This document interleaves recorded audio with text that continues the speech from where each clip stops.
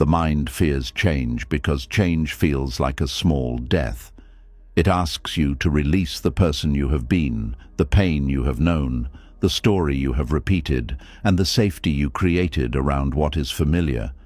But if staying the same truly protected you, why does it still feel so heavy? Why does the same old life keep stealing your peace? Why do you keep asking for freedom while holding tightly to the very thing that keeps you trapped? The truth is, change is not always the enemy. Sometimes change is the door your suffering has been trying to open for you. Buddhist wisdom teaches that the mind does not fear change because change will destroy you. It fears change because change will expose what was never truly yours to begin with. Tonight, as you listen to these teachings, something quiet will begin inside you. The fear that once felt powerful will start to lose its voice. The old attachments that once felt like home will begin to feel like chains. You will see that impermanence is not punishment, but truth. Letting go is not loss, but release. And the freedom you have been praying for may be hiding behind the very change you keep resisting. When you wake tomorrow, you may not become a different person all at once, but you may finally stop fighting the part of life that is trying to set you free. This is not just another lesson about change. This is a gentle return to the truth that nothing fixed can imprison a mind that is ready to awaken. Are you ready? Let's begin. And this is where the first truth begins. The mind does not only fear change because change is unknown. It fears change because change asks it to loosen its grip on what it has mistaken for safety. There is a strange pain in wanting freedom while still holding the cage. You may say you want peace, but part of you still reaches for the same thoughts that disturb you. You may say you want healing, but part of you still returns to the same memory, the same person, the same version of yourself that keeps the wound alive. You may say you are tired of suffering, but when life offers you a way out, something inside whispers, "What if I lose who I am without this?" That is the quiet power of attachment. It does not always feel like desire. Sometimes attachment feels like loyalty. Sometimes it feels like love. Sometimes it feels like responsibility. Sometimes it feels like fear wearing the clothes of wisdom. You tell yourself you are being careful, patient, faithful, realistic, or strong. But beneath all those names, the mind may simply be afraid to release what has become familiar. Buddhist wisdom teaches that attachment is one of the deepest roots of suffering.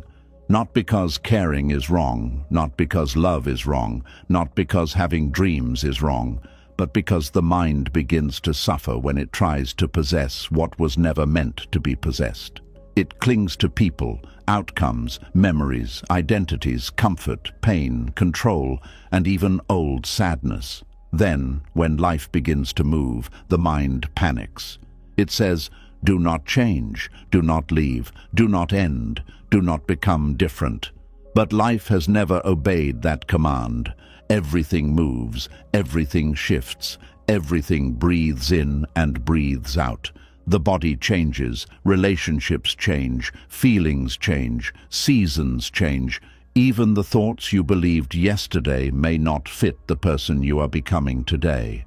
The mind sees this movement and becomes afraid because attachment wants life to stay still. Attachment wants the river to stop flowing so it can feel secure. But a river that stops flowing does not become peaceful. It becomes trapped.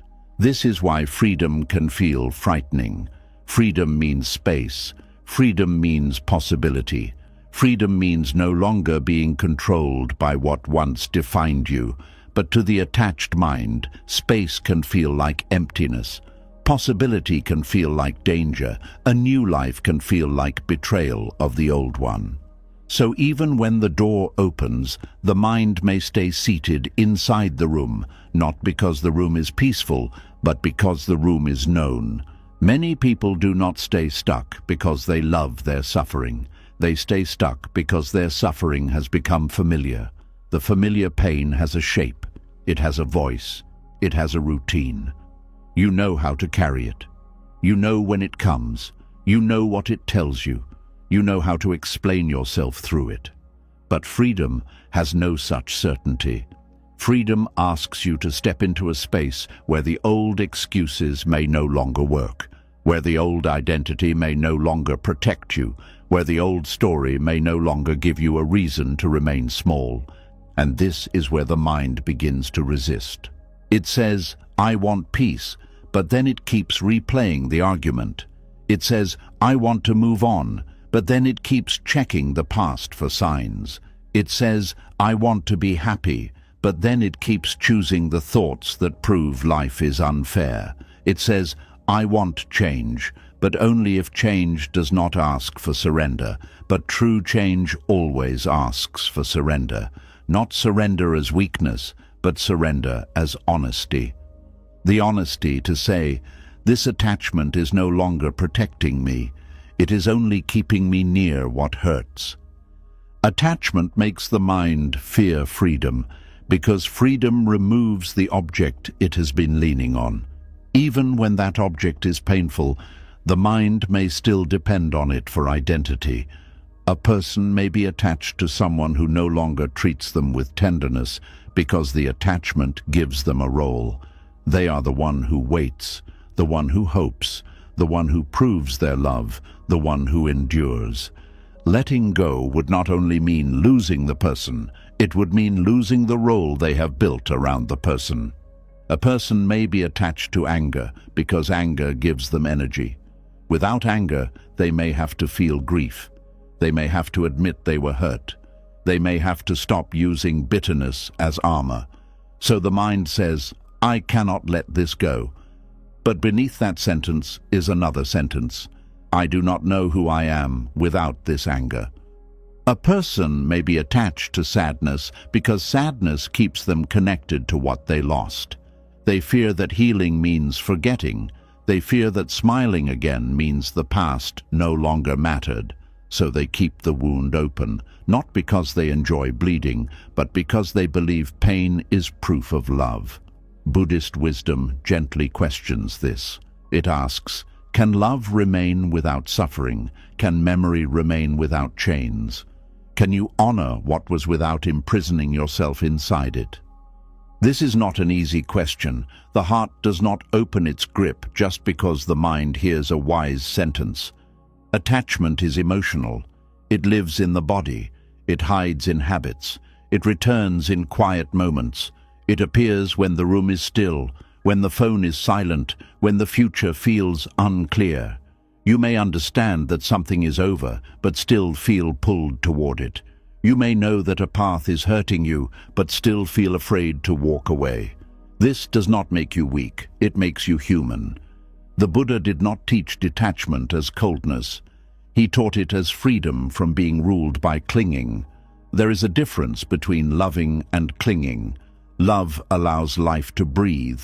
Clinging grabs life by the throat and begs it not to change. Love sees clearly. Clinging sees through fear. Love gives without losing itself. Clinging gives and then secretly demands safety in return. Love can bless what is leaving. Clinging says, if you leave, I disappear. This is why attachment feels so convincing. It does not come to the mind as an enemy. It comes as a promise. It says, hold on and you will be safe. Hold on and you will not be abandoned. Hold on and you will not have to face the unknown. Hold on and maybe the past will become kind. Hold on and maybe the person will change. Hold on and maybe the pain will finally explain itself. But the more tightly you hold, the smaller your life becomes. You stop meeting the present because you are busy guarding what is already passing. You stop hearing new wisdom because your old story is too loud. You stop noticing open doors because your eyes are fixed on the door that closed. You stop trusting life because attachment has trained you to believe that anything uncertain is dangerous. Yet uncertainty is not always danger. Sometimes uncertainty is the space where healing begins. Sometimes not knowing is kinder than repeating what has already harmed you. Sometimes losing control is the first time your spirit can breathe. Sometimes the path you fear is not punishment, but release. The mind does not understand this at first. The mind likes patterns, it likes names, it likes familiar roads. Even if the road leads to suffering, it says, "At least I know this road." That is why old pain can feel safer than new peace. New peace requires trust. Old pain only requires memory. New peace asks you to become present. Old pain lets you remain in the past. New peace asks you to meet yourself without the old costume. Old pain gives you something to hide behind. This is why change can feel threatening, even when it would set you free. Change does not only remove a situation, it reveals the attachments that kept the situation alive inside you. When a relationship ends, the pain is not only about the person leaving, it is also about the dreams attached to them, the future you built in your mind, the version of yourself you were when you loved them, the hope that gave structure to your days. When a job ends, the pain is not only about income or routine. It may be about identity, worth, status, belonging, and the fear of becoming unknown to yourself. When a belief falls apart, the pain is not only about being wrong, it is about losing the mental house you lived in. So the mind says, "No, I cannot let this change." But life has already begun changing. The resistance only makes the change hurt more. Buddhist wisdom does not ask you to force yourself into freedom. It asks you to observe the grip. This is very important. Many people turn letting go into another form of violence against themselves. They say, "I should be over this. I should not care. I should not feel this anymore." But that is not awareness. That is rejection. You cannot heal attachment by hating the part of you that clings. You heal it by seeing it clearly. You sit with the fear and ask, "What am I afraid will happen if I let go?" Maybe the answer is, "I will be alone." Maybe it is, "I will have wasted years." Maybe it is, "I will not know what to do next." Maybe it is, "They will forget me." Maybe it is, "I will have to feel the emptiness I have been avoiding." These answers are not enemies. They are doors. They show you where the attachment has tied itself to your sense of survival. The mind often mistakes emotional familiarity for truth. Because something has been present for a long time, it begins to feel real, permanent, and necessary. But Buddhist wisdom reminds us that what is familiar is not always wise. A cage can become familiar. A wound can become familiar. A fear can become familiar. A small life can become familiar. But familiarity does not make something sacred. Sometimes it only means you have repeated it enough times for the mind to stop questioning it. This is why awareness matters. Without awareness, attachment becomes automatic. You reach for the same person, you believe the same thought, you protect the same pain, you choose the same reaction. You call it personality, but it may be conditioning. You call it love, but it may be fear. You call it loyalty, but it may be attachment to suffering. You call it patience, but it may be avoidance of freedom. Awareness pauses the cycle. It does not instantly remove the attachment, but it creates a small space between the feeling and the action. In that space you begin to see. You see the moment your mind wants to run back. You see the story it uses to justify the return. You see how the body tightens when change comes near. You see how fear pretends to be wisdom. You see how the past tries to dress itself as destiny. And once you see clearly, the attachment begins to lose some of its power, not all at once, not dramatically, but slowly, like a knot loosening under warm hands.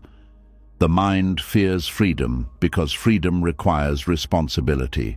As long as you are attached, you can blame the cage. You can say, "I cannot be peaceful because of them. I cannot move forward because of what happened. I cannot change because life has been unfair.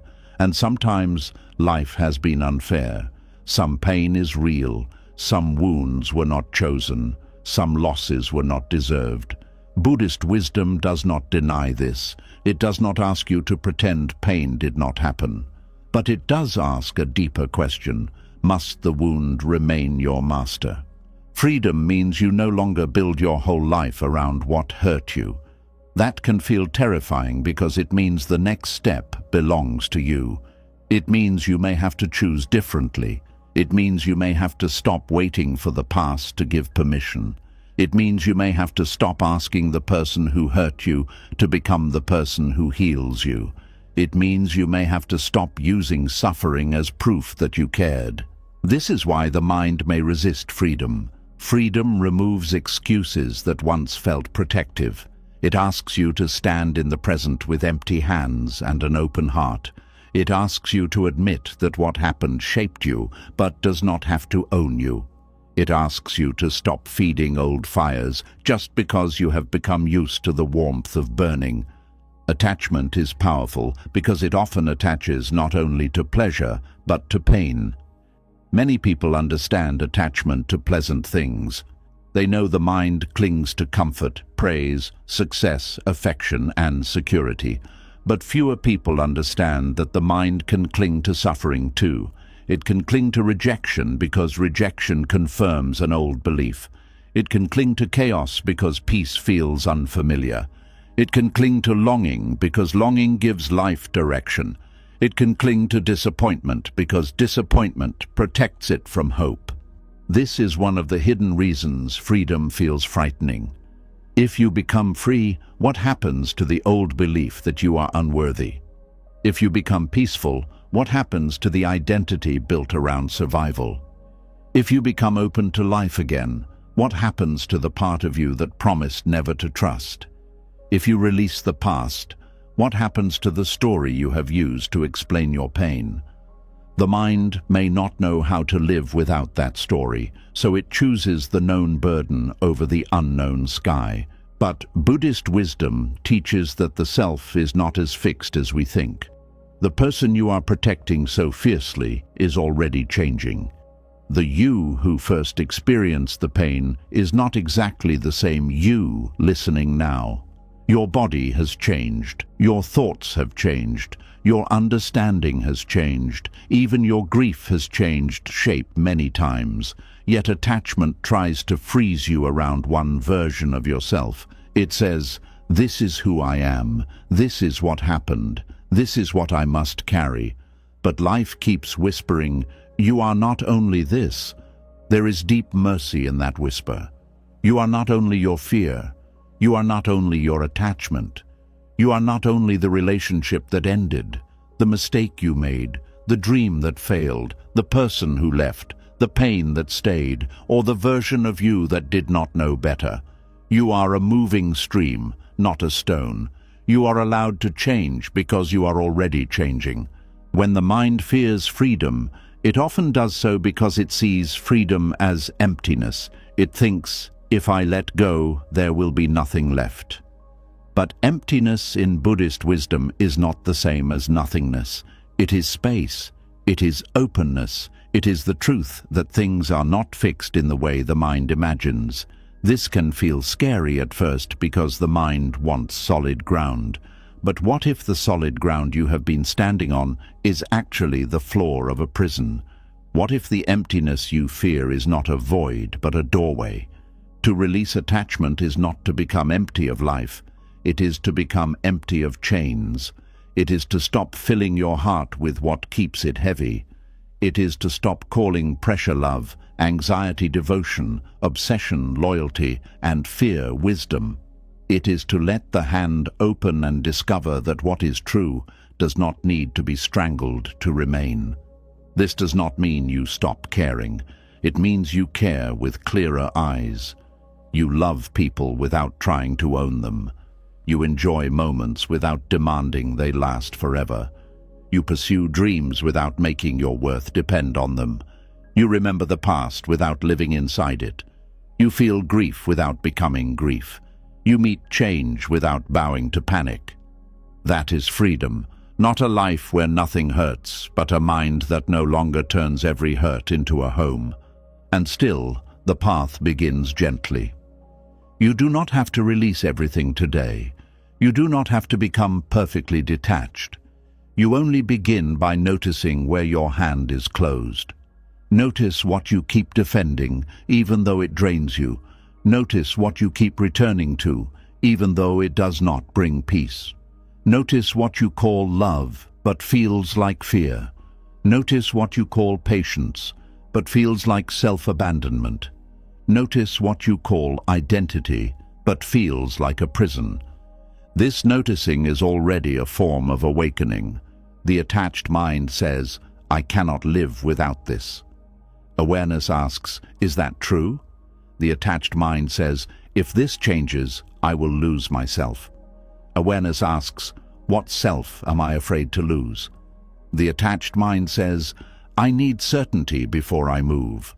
Awareness asks, "Has certainty ever truly existed?" The attached mind says, "This pain is mine." Awareness asks, "Must I keep carrying it to prove it mattered?" These questions do not attack the heart. They open it.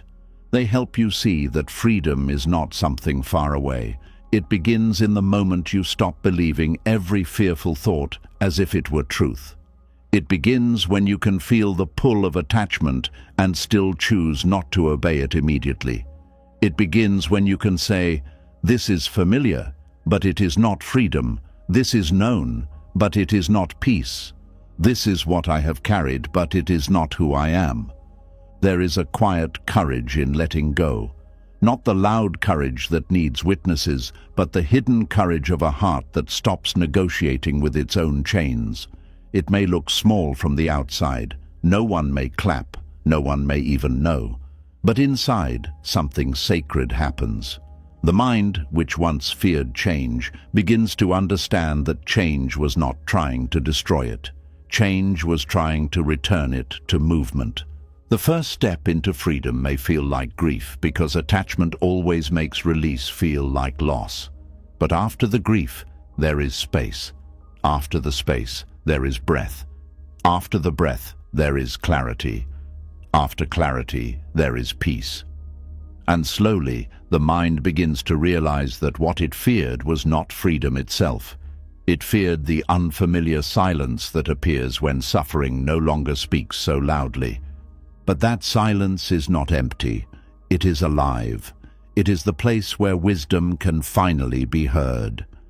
This is why attachment makes the mind fear the freedom it has been asking for, because freedom does not only remove pain, it removes the false safety built around pain. It asks the mind to stop clinging to what is passing, stop worshipping what is familiar, stop confusing control with peace, and stop believing that old suffering is the same as home. And when the mind begins to understand this, even a little, change becomes less like an enemy and more like a teacher. It comes not to take your life away, but to loosen what has been holding your life hostage. It comes to show you that the cage was never locked from the outside. It comes to remind you that the hand can open, the breath can deepen, the story can soften, the heart can begin again. So if something in you is afraid of the freedom you have been asking for, do not hate that fear. Sit with it. Listen to it. Let it reveal the attachment beneath it. Then, with patience, begin to ask whether the thing you are holding is truly holding you back. Because sometimes the mind calls it safety, but the soul knows it is a cage. Sometimes the mind calls it love, but the soul knows it is clinging. Sometimes the mind calls it who you are, but the soul knows it is only who you became while trying to survive. And survival is not the end of the path. Peace is deeper. Freedom is wider. Awakening is possible. The mind fears change because it does not yet trust freedom. But every moment of awareness teaches it. Every small release teaches it. Every honest breath teaches it. Every time you choose not to return to the chain, The mind learns that it can live without the old weight. It learns that what is unfamiliar is not always unsafe. It learns that letting go does not erase you. It reveals you. And perhaps this is the beginning of true liberation, not forcing the mind to stop being afraid, but helping it see that the freedom it fears is the very peace it has been searching for all along. And once the mind begins to see that attachment is not always love, safety, or loyalty, another deeper pattern starts to appear. Beneath many attachments, there is a craving for certainty. The mind does not only cling to people, memories, or old pain. It clings to the feeling of knowing. It wants to know what will happen, who will stay, what will change, what will be lost, what will be gained, and whether the next step will hurt. But life does not offer that kind of guarantee, and this is where quiet suffering begins. There is a kind of prison that has no walls, no locks, and no visible chains. It is built from the sentence, "I need to be sure before I can be at peace." Many people spend years inside this prison without realizing it. They do not call it fear, they call it planning. They call it being careful. They call it protecting their heart. They call it wisdom. But underneath, the mind is begging life for a promise life was never designed to give. The craving for certainty begins quietly. It starts with one question. What if this goes wrong? What if I make the wrong choice? What if I let go and regret it? What if I stay and suffer more? What if they leave? What if I fail? What if I am not ready? At first, these questions seem normal. They seem like the mind trying to help. But soon the questions multiply until they become a cage. The mind no longer asks because it wants clarity. It asks because it is afraid of peace without control. Buddhist wisdom teaches that life is marked by impermanence. Nothing stays fixed. Every condition arises, changes, and passes away. The breath comes and goes. A thought appears and disappears. A feeling rises and fades. A body grows, ages, weakens, and changes. A relationship begins, deepens, shifts, or ends. A season comes with beauty and leaves without asking permission. This is not cruelty. This is the nature of existence. But the mind that craves certainty argues with this truth. It wants the moving world to behave like a solid stone. It wants the future to show its full face before the present is lived. It wants the next chapter to be explained before it turns the page. It wants guarantees from people who are also changing, from situations that are also unstable, and from a life that has never once promised permanence. This craving becomes a prison because the mind starts refusing to live until it feels completely safe. It says, "I will begin when I know it will work." It says, "I will trust when there is no chance of being hurt." It says, "I will let go when I know what will replace this." It says, "I will be happy when nothing can disturb me." But that day never comes. So life keeps moving, and the person keeps waiting. This waiting can look responsible from the outside. Someone may seem thoughtful, patient, mature, and cautious, but inside they may be frozen. Their heart may be standing before an open door, unable to step through because the road outside is not fully visible. They are not choosing peace, they are choosing delay, and delay, when it comes from fear, becomes another form of suffering. The mind believes certainty will bring peace, but often the demand for certainty steals peace before uncertainty ever has a chance to hurt you. A person may lose sleep over a future that has not arrived. They may suffer from conversations that have not happened. They may grieve losses that have not taken place. They may prepare for rejection from people who have not rejected them. They may punish themselves for mistakes they have not made. This is how craving for certainty turns the mind into a place of endless rehearsal. The Buddha pointed us back to the present because the present is the only place where life can truly be met. The past is memory. The future is possibility. Only this breath is here. Only this step is here, only this moment can be touched. But the mind that craves certainty keeps abandoning the present to chase an answer in the future. It leaves the only real ground beneath its feet to run after a shadow. And the strange thing is, even when the mind gets an answer, it often does not become peaceful. It asks for another answer, then another, then another. Certainty becomes like salt water. The more the mind drinks, the thirstier it becomes. You check once, then you check again. You ask once, then you ask again. You receive reassurance, but the relief does not last. Soon the fear returns, wearing a new face. This shows that the real problem was never the absence of information.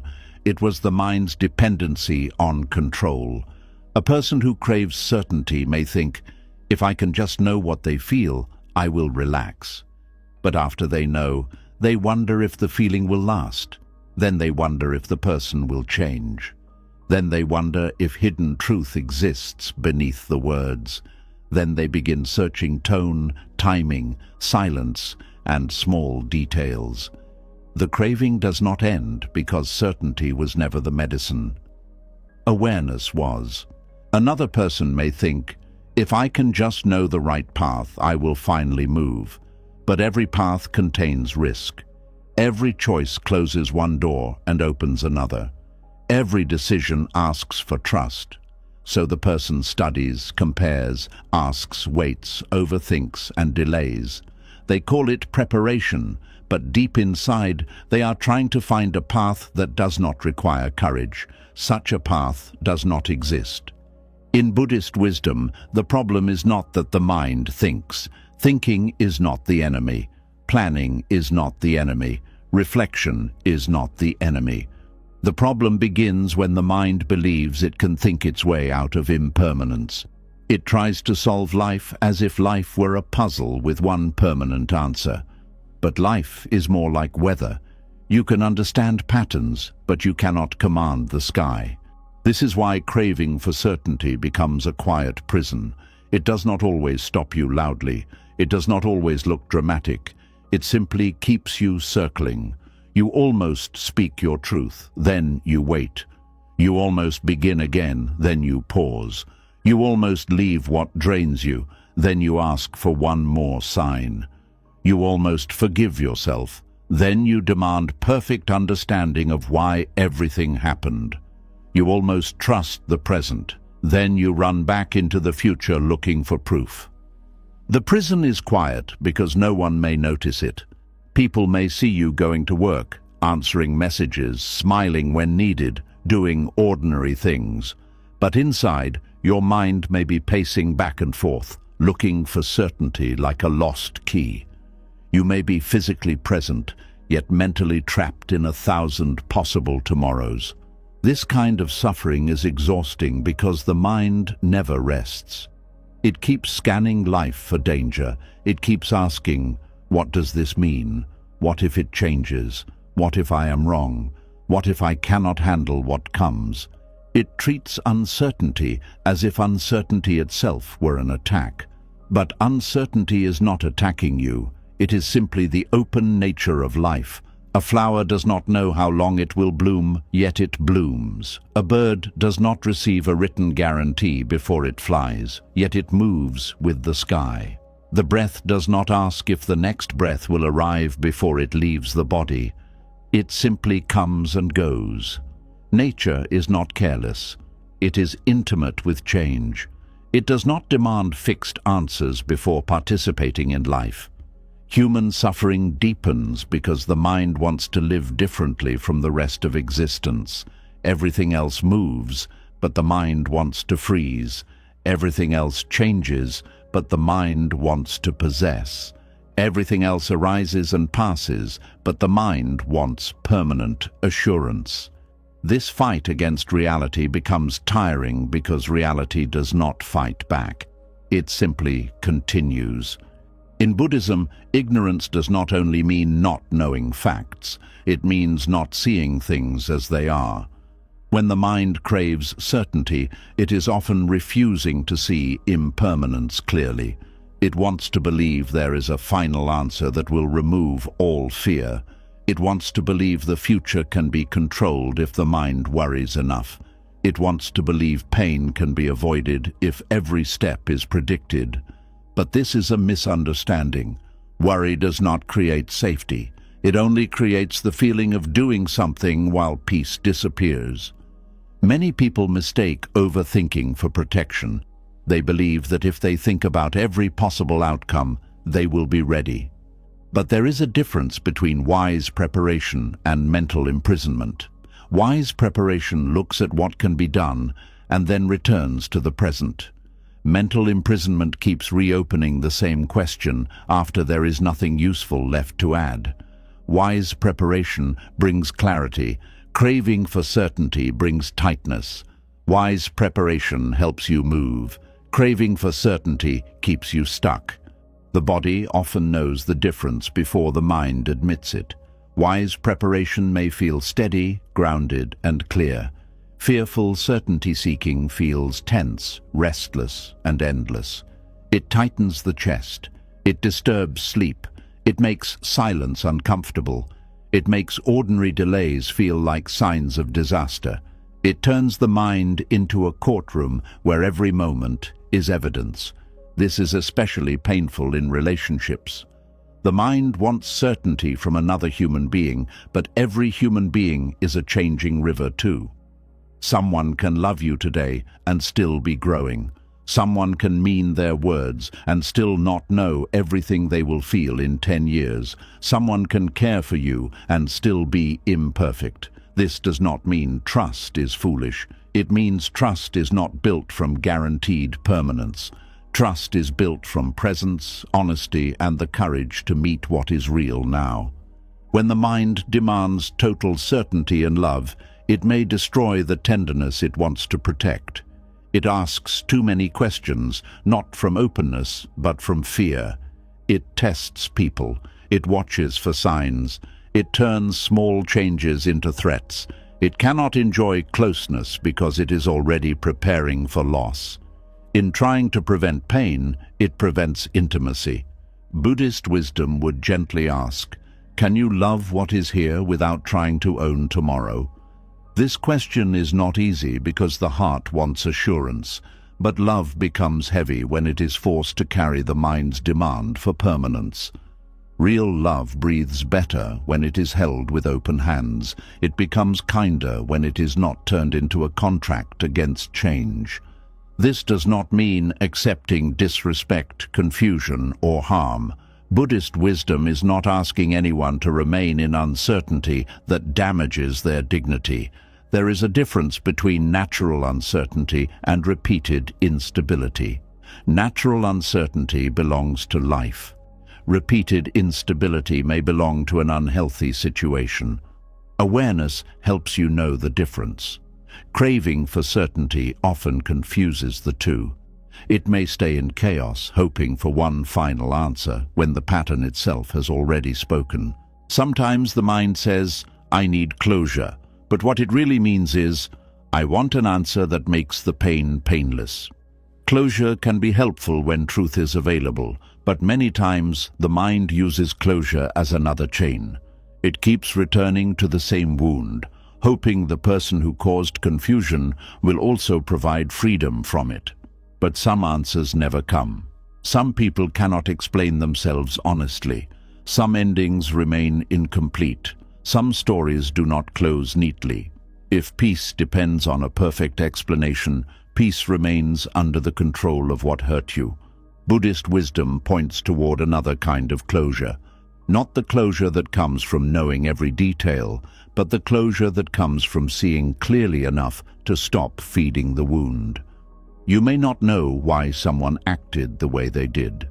You may not know why a door closed when it did. You may not know why life took a turn you did not expect.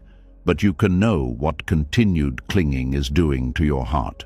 You can know whether the search for answers is healing you or keeping you trapped. You can know whether your mind is becoming freer or more tangled. The craving for certainty also appears in the way people relate to themselves. A person may wait to act until they are certain they will not fail, But failure is one of life's teachers. A person may wait to speak until they are certain they will not be judged. But judgment belongs to other minds, and other minds cannot be controlled. A person may wait to change until they are certain they will not feel lonely. But loneliness may be one of the first rooms they must pass through on the way back to themselves. When certainty becomes the requirement for movement, life becomes very small. You only choose what cannot hurt you. You only love where there is no risk. You only speak where there is no possible misunderstanding. You only dream where success is guaranteed. You only walk roads that have already been walked. Then, slowly, the soul becomes tired, not because life has ended, but because life has been reduced to what fear approves. This is not freedom. It is a carefully managed prison.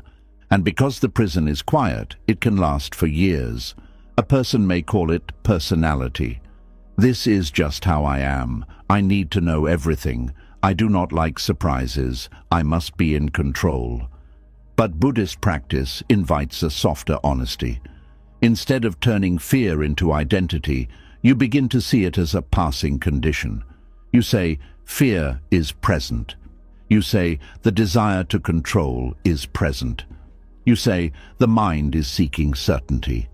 This small shift matters. You are no longer saying, I am fear. You are saying, fear has appeared. What appears can also pass. Mindfulness helps because it brings the mind back from the imagined future into the living present. When you are mindful, you notice the breath entering and leaving. You notice the body sitting, standing, walking, resting. You notice thoughts without becoming their servant. You notice uncertainty without turning it into danger. You begin to understand that a thought about the future is not the future itself. It is only a thought. This is simple but powerful. The mind may say, something bad will happen. Mindfulness says, a fearful thought is here. The mind may say, I need to know right now. Mindfulness says, craving for certainty is here. The mind may say, I cannot handle not knowing. Mindfulness says, discomfort is here, and I am breathing with it. In this way, you stop being dragged by every mental wave. The craving for certainty loses strength when you learn to stay present with uncertainty without immediately trying to escape it. At first, this may feel uncomfortable. The mind will want to run. It will want to check, ask, search, plan, predict, and control. But if you sit quietly and breathe, you may discover something surprising. Uncertainty is a sensation before it is a story. It may feel like tightness, heat, pressure, restlessness, or heaviness. When you stay with the sensation, instead of obeying the story, the wave begins to change. This is how wisdom grows in the body, not only in the mind. You learn through experience that you can survive not knowing. You learn that a question can remain unanswered for a while without destroying you. You learn that peace is not the reward you receive after controlling everything. Peace is the capacity to remain awake inside what cannot be controlled. This does not mean becoming passive. It does not mean you stop making decisions, stop asking important questions, or stop preparing wisely. Buddhist wisdom is not laziness. It is clear seeing. You do what can be done. You speak when speech is needed. You choose when a choice is before you. You protect your dignity when a situation is harmful. But after you have done what is yours to do, you stop torturing yourself over what belongs to time, karma, other people, and changing conditions. There is a deep humility in this. The craving for certainty often comes from the ego's belief that it should be able to control more than it can. It wants to stand above life and manage every outcome. But awakening begins when you admit, I am part of life, not the owner of life. This is not defeat, it is relief. You do not have to hold the whole sky together. You do not have to solve every tomorrow tonight. You do not have to know the entire path before taking the next honest step. The next honest step is often enough. The mind resists this because it wants the whole map. It wants to see the mountain, the valley, the storm, the shelter, the ending, and the reward. But many paths are revealed only through walking. This is not because life is trying to trick you. It is because growth requires participation. Wisdom is not gained by standing outside life demanding guarantees. Wisdom is gained by meeting life directly, one breath, one step, one choice at a time. When certainty becomes a prison, the present moment feels like something to escape. You become unable to rest where you are because you are always leaning into what might happen next. Even good moments become unstable because the mind asks, how long will this last? A peaceful day becomes a setup for fear. A kind word becomes something to doubt. A new beginning becomes something to test. The mind cannot receive life because it is too busy trying to secure it. Buddhist wisdom teaches that clinging creates suffering because it turns living experiences into possessions. The mind says, this happiness must stay. Then fear begins. This person must not change. Then anxiety begins. This identity must remain. Then defensiveness begins. This plan must happen. Then disappointment begins. The craving for certainty is one of the ways clinging protects itself. It tries to make life promise not to move. But life is movement. And when you accept this, something inside softens. You may still plan, but you no longer worship the plan. You may still love, but you no longer demand that love remove all uncertainty. You may still hope, but you no longer make hope a prison. You may still feel fear, but you no longer treat fear as a command. This is the beginning of inner freedom. There is a beautiful peace that comes when you stop asking life to become completely predictable before you allow yourself to live. You begin to taste small moments again, the warmth of tea, the quiet of early morning, the sound of rain, the kindness in someone's voice, the feeling of your own breath returning. These things do not answer every question, but they bring you back to the only life you actually have. The mind may say, but what about tomorrow?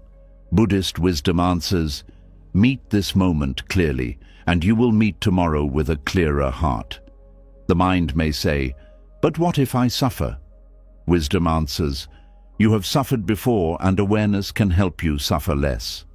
The mind may say, but what if things change? Wisdom answers, they will, and you can learn to change with them. This is not the kind of comfort that lies to you. It does not say nothing painful will happen. It does not say every ending will feel easy. It does not say every uncertainty will become beautiful. It says something deeper. You do not need certainty to have courage. You do not need guarantees to practice peace. You do not need to control life before you can trust your capacity to meet it. The craving for certainty weakens when trust grows. Not blind trust in people, not blind trust that everything will happen the way you want, but trust in awareness. Trust that you can pause before reacting. Trust that you can breathe before believing fear. Trust that you can learn from what comes. Trust that even when life changes, the awakened part of you can remain present. This trust is built slowly. Every time you face a small unknown without running back to old habits, trust grows. Every time you allow a question to remain open without forcing an answer, trust grows. Every time you choose the next honest step instead of demanding the whole road, trust grows. Every time you release the need to control another person's mind, trust grows. Every time you return to the breath instead of chasing a future thought, trust grows. And with trust, the prison begins to open. You may still feel uncertainty, but it no longer owns you. You may still prefer clarity, but you no longer collapse without it. You may still make plans, but you no longer mistake plans for safety itself. You may still care about outcomes, but you no longer hand your whole piece to them. You begin to understand that life was never asking you to know everything. It was asking you to be awake for what is here. This is why craving for certainty becomes a quiet prison in Buddhist wisdom. It traps the mind in future thoughts. It makes the present feel incomplete. It turns planning into fear, love into control, patience into delay, and reflection into endless mental noise. It convinces the heart that peace is waiting somewhere after the final answer, when peace can only be practiced in this breath. And when the mind sees this clearly, it stops begging the future to save it. It stops demanding guarantees from changing things. It stops treating uncertainty like a personal enemy. It begins to understand that not knowing is not always a threat. Sometimes not knowing is the doorway through which humility enters. Sometimes it is the space where trust is born. Sometimes it is the silence where wisdom finally becomes audible. So when your mind says, "I must know before I can be free," pause gently. Place one hand over the restless place inside you, even if only in spirit, and ask, "Is certainty truly what I need, or am I being invited to trust this moment more deeply?" Ask, have all my attempts to control the future brought me peace, or have they only made my world smaller? Ask, what would I do today if I did not need life to promise me tomorrow first? These questions can loosen the bars. They can show you that the prison was built from fear, and fear can be understood. They can help you see that certainty is not the same as safety, and control is not the same as peace. They can return you to the quiet truth that the present moment, though uncertain, is still alive, still open, still offering you one breath at a time. And perhaps this is where the path deepens. After attachment has been seen, and after the craving for certainty begins to reveal its hidden chains, the heart becomes ready to face an even more subtle teaching. The way clinging can turn even pain into identity, until a person no longer knows whether they are holding the wound or the wound is holding them. And this is where the teaching becomes more personal, because once the mind stops demanding certainty, it begins to notice something even more hidden. It sees that some pain has not stayed only because it hurt. Some pain has stayed because, over time, the mind began to build a self around it. There is a kind of suffering that does not only wound the heart, it gives the heart a name. It becomes the story you tell yourself in silence, the reason you expect disappointment, the reason you keep distance, the reason you explain your anger, your fear, your distrust, your sadness, or your need to protect yourself. At first, pain enters as an experience, but when clinging touches it, pain becomes identity. This is one of the quietest traps in human life. Something hurts you, and because it hurts deeply, the mind tries to understand it. It gives it meaning. It gives it a place. It says, "This happened to me." That is natural. That is human. But slowly, if awareness is absent, the sentence changes. It is no longer, "This happened to me." It becomes, "This is who I am." And when pain becomes who you are, healing starts to feel like losing yourself. The Buddha taught that clinging creates suffering because the mind does not simply experience things and let them pass. It grabs them. It says, "This is mine, this is me, this is myself." This can happen with pleasure, success, love, beauty, respect, and comfort. But it can also happen with wounds. The mind can cling to grief, betrayal, rejection, shame, failure, loneliness, and old disappointment. Then the wound becomes more than a wound. It becomes a personal temple where the mind keeps returning to worship what hurt it. This does not mean the pain was not real. It does not mean you should dismiss what happened. It does not mean people who suffer are choosing suffering in a simple way. Pain can be heavy.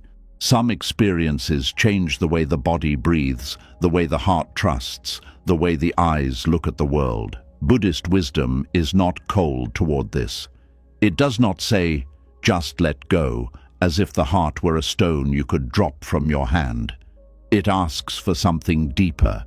It asks you to see whether the pain is still moving through you, or whether you have turned it into a permanent home.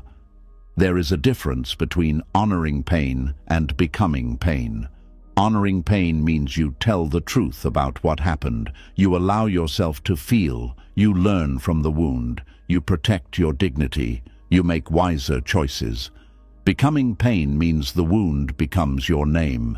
It becomes the lens through which you see every person, every chance, every silence, every delay, and every future possibility.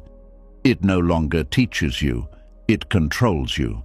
A person who has been abandoned may begin to call themselves unlovable. A person who has been betrayed may begin to call themselves foolish for trusting. A person who has failed may begin to call themselves a failure. A person who has been ignored may begin to believe they are invisible. A person who has suffered for years may begin to think peace is not meant for them. This is how pain turns into identity. The mind takes one chapter and turns it into the whole book. The danger is that identity feels more solid than emotion. An emotion can pass, a thought can change, a memory can soften, but an identity feels like truth. Once the mind says, "This is who I am," it stops questioning the cage. It begins to defend the pain as if defending life itself. If someone offers love, the pain identity becomes suspicious. If a new door opens, it whispers, "This will not last." If peace arrives, it feels unfamiliar. If kindness appears, it searches for the hidden danger, not because the person wants to suffer, but because the suffering has become a map, and without it, the mind feels lost. This is why the Buddha's teaching on clinging is so powerful. He did not only speak about outer attachment, he spoke about the deep habit of turning experience into self. The mind says, "My sadness, my anger, my fear, my wound, my story." Then, after repeating this long enough, it forgets that these things are passing conditions. It forgets that sadness is something arising, not a permanent owner. It forgets that anger is an energy, not a true self. It forgets that fear is a visitor, not the king of the house. When pain becomes identity, healing feels dangerous because healing threatens the old definition of who you are. If you have spent years being the strong one who never needs help, softness may feel like weakness. If you have spent years being the wounded one, joy may feel like betrayal. If you have spent years being the rejected one, receiving love may feel confusing. If you have spent years surviving chaos, peace may feel strangely empty. The mind asks, "Who will I be without this?" That question can keep a person trapped for a lifetime. There are people who want to be free, but they also fear becoming unknown to themselves. Their suffering has become familiar language. They know how to describe it. They know how to defend it. They know how to use it to explain why they cannot begin, cannot trust, cannot forgive, cannot rest, cannot change. But they do not yet know the language of freedom. They do not know how to speak from a self that is not built around old pain. So even when freedom comes near, they may push it away and return to what hurts, because at least there they know who they are. This is why clinging is not always loud. Sometimes it is the quiet refusal to let a new truth enter. Someone says, "You are not what happened to you," but the mind cannot accept it yet. Someone says, "You can begin again," but the heart feels too loyal to the old ending. Someone says, "You are allowed to be happy," but happiness feels disrespectful to the years spent suffering. The prison remains because the pain has become sacred in the wrong way. Buddhist wisdom invites us to look closely at this false sacredness. The pain may deserve compassion, but it does not deserve worship. The wound may deserve care, but it does not deserve control over your entire life. The past may deserve understanding, but it does not deserve the power to keep deciding your future. To honor what happened does not mean you must continue becoming it. Think of the mind like a person carrying a burning coal. At first, the coal was placed in their hand by life, by loss, by betrayal, by disappointment, by fear. The burning was real, but years later, the hand may still be closed around it. The person may say, "This coal explains me. This coal proves what I survived. This coal is my reason. This coal is my identity." Yet the hand is still burning. The Buddha would not shame the hand for closing. He would gently ask, "Are you ready to see that you are not the coal?" This seeing is painful at first because it removes the strange comfort of explanation. Pain can become an explanation for everything. Why you do not try, why you do not trust, why you remain guarded, why you avoid stillness, why you expect betrayal, why you reject help, why you cannot receive peace. And again, some explanations may be understandable, but if an explanation becomes a life sentence, it is no longer wisdom. It is clinging. The mind often prefers a painful identity over the uncertainty of a free one. A painful identity tells you what to expect. It says, people leave. It says, nothing works out. It says, I am always the one who suffers. It says, I cannot change. These beliefs hurt, but they also give the mind a false sense of order. If life disappoints you, the identity says, see, I told you. If someone treats you kindly, the identity says, wait, it will change. If a new path opens, the identity says, do not get excited. In this way, old pain protects itself by predicting more pain. But a life built around pain cannot fully receive beauty. Even when beauty comes, it must pass through the guards of the wound. The heart does not see what is here. It sees what happened before. It does not hear the present voice. It hears the echo of an old one. It does not meet the person in front of it. It meets the memory of someone who hurt it. This is how clinging to pain makes the present pay for the past. The Buddha taught mindfulness because mindfulness helps separate experience from identity. When sadness appears, instead of saying, I am a sad person, you begin to say, sadness is here. When fear appears, instead of saying, I am broken, you say, fear is moving through the body. When anger appears, instead of saying, this is who I am, you say, anger has arisen because something feels threatened. This simple shift weakens the illusion that passing states are permanent selves. This does not make the feeling disappear instantly, but it changes your relationship with it. You are no longer drowning inside the emotion, you are witnessing it. You are no longer bowing before the old story. You are listening with awareness. You are no longer tightening around pain as identity. You are allowing pain to be seen as something conditioned, something arising from causes, something that can change when the conditions change. This is one of the deepest mercies of Buddhist wisdom. What has arisen from conditions is not fixed. If distrust arose from betrayal, then with time, awareness, right boundaries, and safe experience, new trust can slowly arise. If shame arose from harsh words, then with compassion, understanding, and truth, shame can soften. If fear arose from loss, then with patient presence, fear can learn that not every moment is the old moment returning. If bitterness arose from unhealed grief, then with honest mourning, the bitterness can lose its job. Pain becomes identity when the mind stops seeing causes and starts seeing destiny. It says, because I was hurt, I am now this forever. But Buddhist wisdom says, because this arose from causes, new causes can support release. This is not quick, it is not magical, but it is possible. The mind is not a statue, the heart is not a locked room. Even old wounds are not as fixed as clinging makes them appear. The danger of clinging to pain is that it can make a person unconsciously loyal to the very suffering they pray to escape. They may say they want peace, but they reject peaceful people because peace feels strange. They may say they want love, but they test love until it breaks. They may say they want a new life, but they keep repeating the habits of the old one. They may say they want freedom, but they keep returning to conversations, memories, and patterns that renew the wound. This is not because they are foolish. It is because pain has become familiar identity, and the mind protects identity even when identity hurts.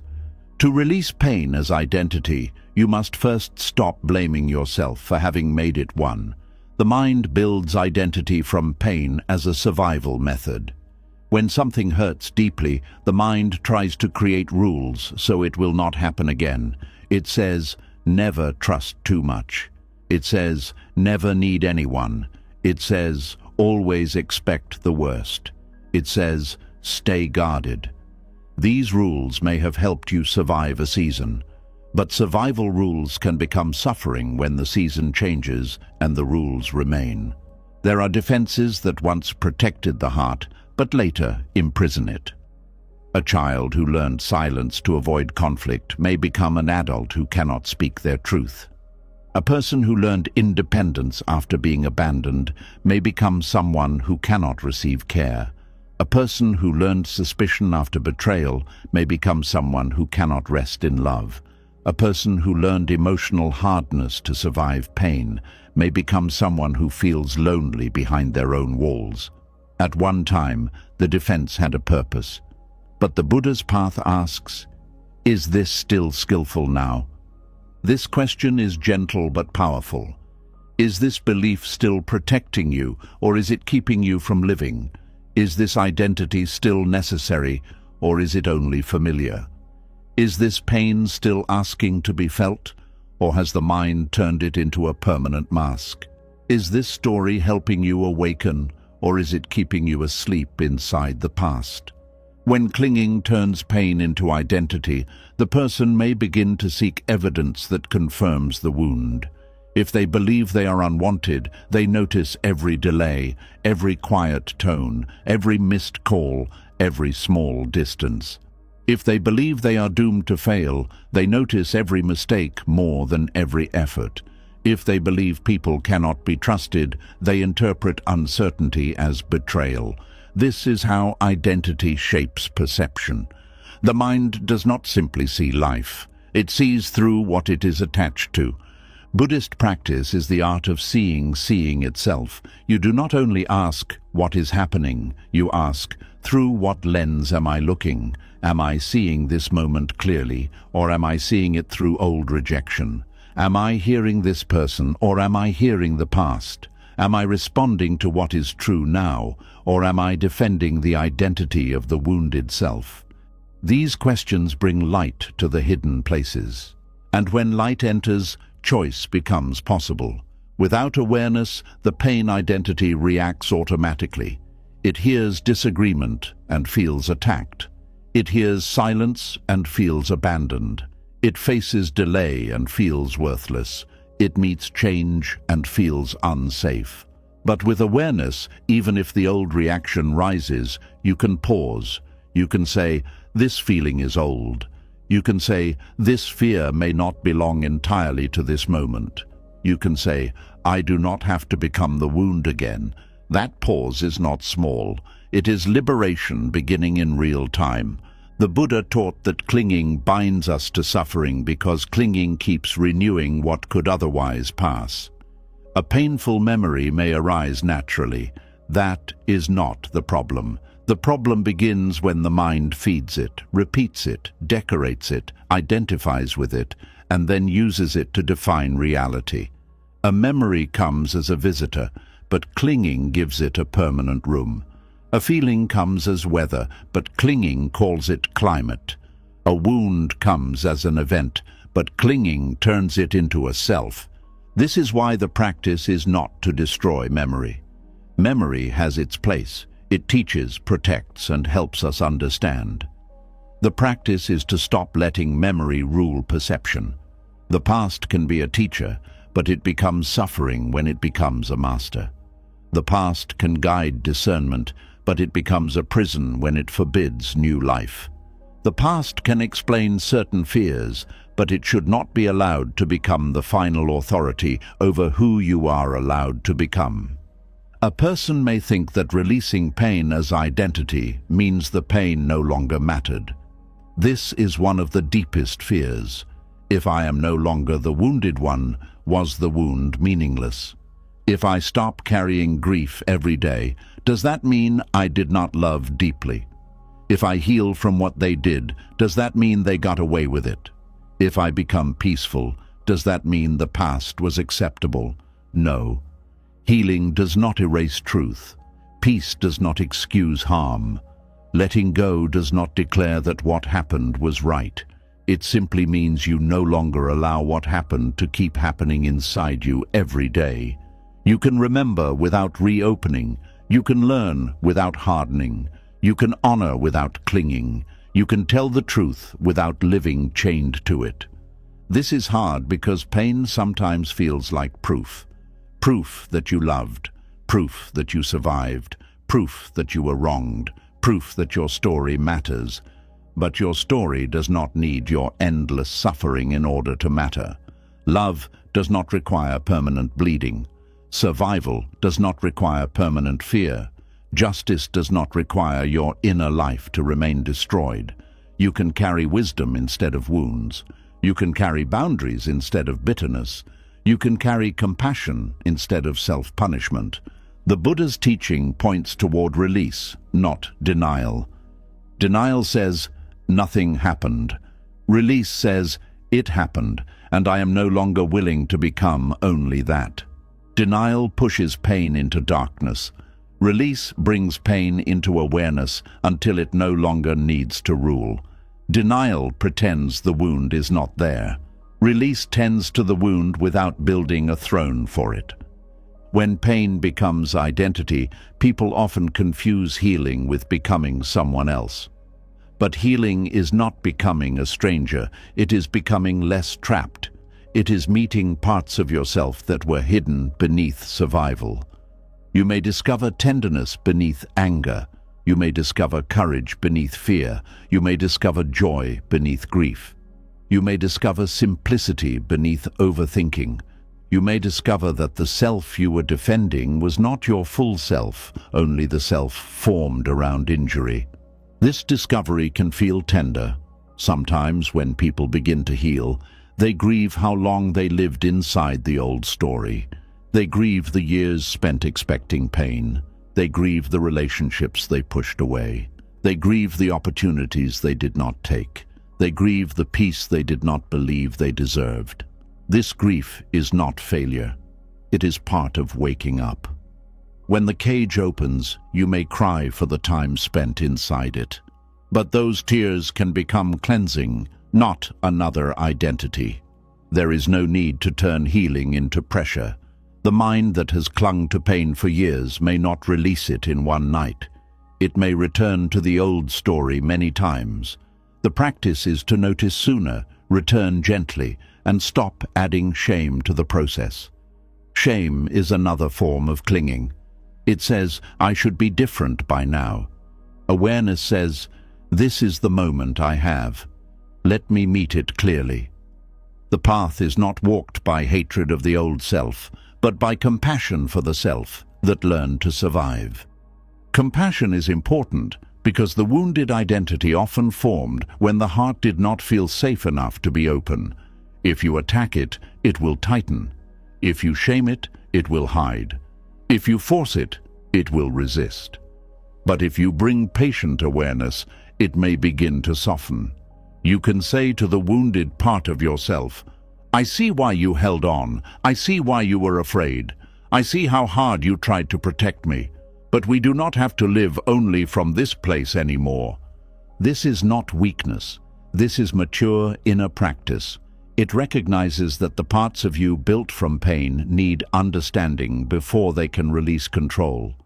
The Buddha's path is not a war against yourself. It is awakening from confusion. It is seeing that what you called self may only be a collection of habits, fears, memories, and reactions arising and passing through awareness. This is also why the teaching of non-self is so freeing, though it can sound frightening at first. Non-self does not mean you do not exist. It means the fixed, permanent, unchanging self you keep defending cannot be found in the way the mind imagines. What you call me is always changing. Thoughts change, feelings change, roles change, the body changes, desires change, beliefs change, even pain changes. So when the mind says, "I am my wound," Buddhist wisdom asks, can this wound be permanent if everything that makes it up is changing? Look closely. The pain you felt on the first day is not exactly the same as the pain you feel now. Its intensity changed, its meaning changed, its timing changed. Some days it was heavy, some days it was quiet. Some moments you forgot it, some moments it returned. This means it is not a solid self. It is a changing process, and what changes can be related to differently. The mind may cling to pain because pain gives a sense of continuity. It says, "This is the thread that connects all my years." But awareness can become a deeper thread.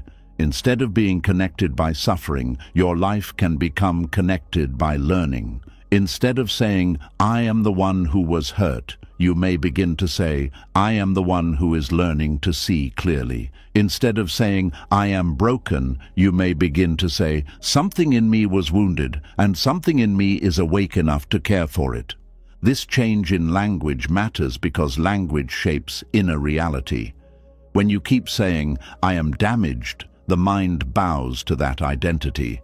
When you say, "Pain is present, but awareness is also present," you create space. When you say, "I have carried this for a long time," you leave room to put it down. When you say, "This story shaped me, but it does not have to finish me," you begin to reclaim movement. The Buddha taught that suffering can end, but not by clinging to the one who suffers. This is subtle. Sometimes people want suffering to end while keeping the suffering identity intact. They want peace, but they still want the old story to remain the center. They want freedom, but they still want to be defined by the cage. True release asks for more. It asks you not only to let go of pain, but to let go of the self-image formed around pain. This may be why healing can feel like emptiness before it feels like peace. When you are no longer repeating the old story, there may be silence. When you no longer identify as the wounded one, there may be uncertainty. When you no longer organize your life around proving, defending, or protecting the pain, you may wonder what to do with your energy. This empty space is not a mistake. It is the clearing where a freer life can grow. Do not rush to fill it with another identity. Do not say, "Now I must become perfectly healed, perfectly calm, perfectly wise." That is just another cage, painted with spiritual colors. Instead, let yourself be simple. Let yourself be a person breathing, a person learning, a person who still feels but is not owned by every feeling. A person who remembers but is not imprisoned by every memory. A person who has suffered but is not only suffering. This is the middle path of healing. You do not deny pain, and you do not worship it. You do not pretend to be untouched, and you do not make the wound your crown. You walk with honesty. You let what hurts be seen. You let what is old be questioned. You let what is passing pass. You let awareness become larger than the story. And slowly, the identity begins to loosen. You may notice it in small moments. A memory comes, and you do not follow it as far as before. Someone's silence appears, and you do not immediately turn it into rejection. A fear rises, and you breathe instead of obeying.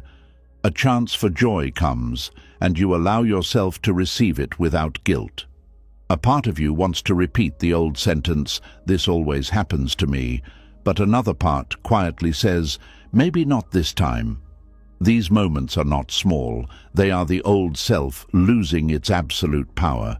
The path of awakening is often made of such quiet victories. No one sees them. No one knows how much strength it took not to become the wound again. But inside, something changes. The mind begins to understand that pain can be part of your history without being your identity. The heart begins to trust that releasing the story does not mean betraying itself. The body begins to learn that safety does not always require hardness. The soul begins to feel that freedom is not emptiness, but space. This is why the Buddha taught that clinging can turn even pain into identity.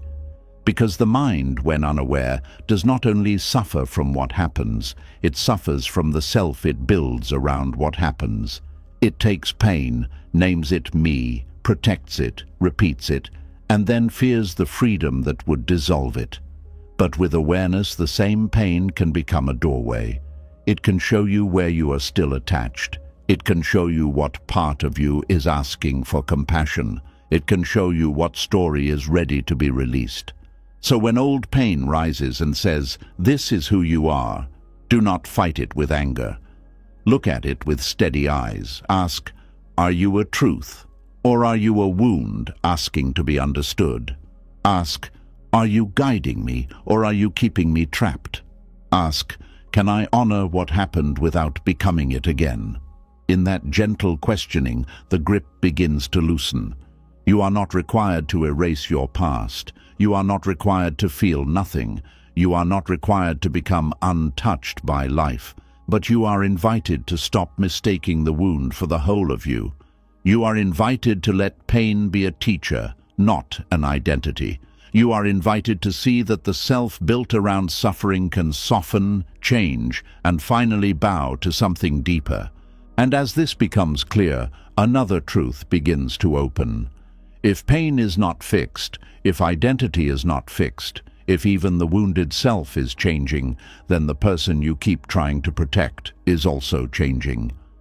This leads into the next teaching, where impermanence reveals that the self you are defending so tightly may already be dissolving, reshaping, and becoming something new with every breath. And once you begin to see that pain is not the whole of who you are, another deeper truth begins to rise quietly. The self you have been defending so tightly is not standing still. The one you are trying to protect, explain, prove, preserve, and carry into every tomorrow is already changing with every breath. This is the truth the mind does not want to face at first. You cannot protect a fixed self because no fixed self can be found. The person you were yesterday has already moved. The person who suffered years ago is not exactly the same person sitting here now. The body has changed, the thoughts have changed, the desires have changed, the fears have changed. Even the wound you thought would never shift has changed its shape many times. Yet the mind keeps building walls around an old version of you, as if that version can still be saved from life. Impermanence is not only something that happens outside you. It is not only the fading flower, the changing weather, the passing years, or the people who come and go. Impermanence is happening inside you. It is happening in your mood, your breath, your beliefs, your memories, your longings, your reactions, your body, your sense of meaning, and your understanding of yourself. You are not watching change from a distance. You are change, appearing moment by moment. This is why the Buddha's wisdom is so uncomfortable and so freeing at the same time. It tells the mind, look closely. The thing you are clinging to as yourself is not solid. The mind hears this and feels afraid because it wants identity to be firm. It wants to say, this is me, this is who I am, this is what I believe, this is what I must protect, this is the story that explains me. But life does not hold still long enough for those sentences to remain completely true. Think about the person you were 10 years ago. Their worries felt urgent. Their desires felt important. Their beliefs felt certain. Their fears felt real. Their plans may have seemed final. They probably thought they understood themselves. But look now. Some things that once mattered deeply may no longer move you. Some people you thought you could not live without may now live only as memory. Some dreams may have faded, and some new ones may have appeared. Some pain you thought would end, you may have become something you survived. If the self were fixed, none of this would be possible. The mind struggles with this because it confuses continuity with permanence. You remember your past, so you feel like the same person. You have the same name, the same face in a familiar mirror, the same history, the same family lines, the same memories, and some of the same habits. So the mind says, I am one solid thing moving through time. But Buddhist wisdom looks deeper. It sees that what you call me is more like a flame passed from moment to moment. The flame appears continuous, but it is never exactly the same flame. It is always changing, always being renewed by conditions. This does not mean you are nothing. It means you are not the fixed thing your fear is trying to defend. You are a living process. You are a gathering of conditions, experiences, choices, memories, sensations, habits, and awareness. Some of these have been with you for a long time, but long-lasting is not the same as permanent. A cloud may stretch across the sky for hours, but it is still changing. A river may keep the same name for centuries, but the water is never the same. In the same way, you may carry the same name and story, but the life moving through you is never frozen. This truth matters because much of suffering comes from defending an old self that is already passing away. The mind says, I must remain who I have always been. But who is that?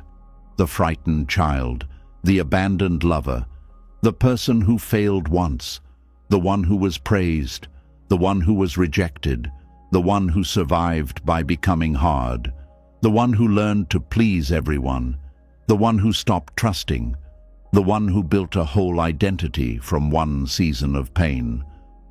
When you look closely, you begin to see that each version of you was formed by conditions. The child version of you was shaped by what was available then. The younger version of you was shaped by what they knew, what they lacked, what they feared, and what they hoped for. The wounded version of you was shaped by pain. The guarded version of you was shaped by disappointment. The ambitious version of you may have been shaped by hunger for approval. The quiet version may have been shaped by fear of being misunderstood. None of these selves were false, but none of them were final. The mind fears this because if none of them are final, then the identity it has been protecting loses its solid ground. But this is not bad news. This is liberation. If the old self is not fixed, you do not have to keep obeying it. If fear was created by conditions, new conditions can soften it. If bitterness was learned, tenderness can be relearned. If silence became your shield, truthful speech can become your freedom. If you became small to survive, you can slowly become spacious again. Impermanence reveals that you are not trapped inside the first version of yourself that learned how to cope. This is one of the greatest gifts of Buddhist wisdom. It says, you are changing already. Stop treating your old patterns as your prison sentence. The mind may say, this is just how I am, but awareness asks, is it truly who I am, or is it what I repeated until it felt natural? The mind may say, I cannot change. Awareness asks, have I not already changed many times? The mind may say, this pain is permanent. Awareness asks, has its intensity not risen and fallen like every other wave? When you see this clearly, you stop believing every old identity as if it was sacred law. You begin to understand that some parts of you are memories asking for compassion, not masters demanding obedience. Some reactions are old protections, not present wisdom. Some beliefs are inherited fears, not timeless truths. Some desires are echoes of unmet needs, not proof of who you must remain. This is why impermanence does not only show that life changes, it shows that the I who resists life is also changing. The one who says, "I cannot handle this," is not fixed. The one who says, "I will always be this way," is not fixed.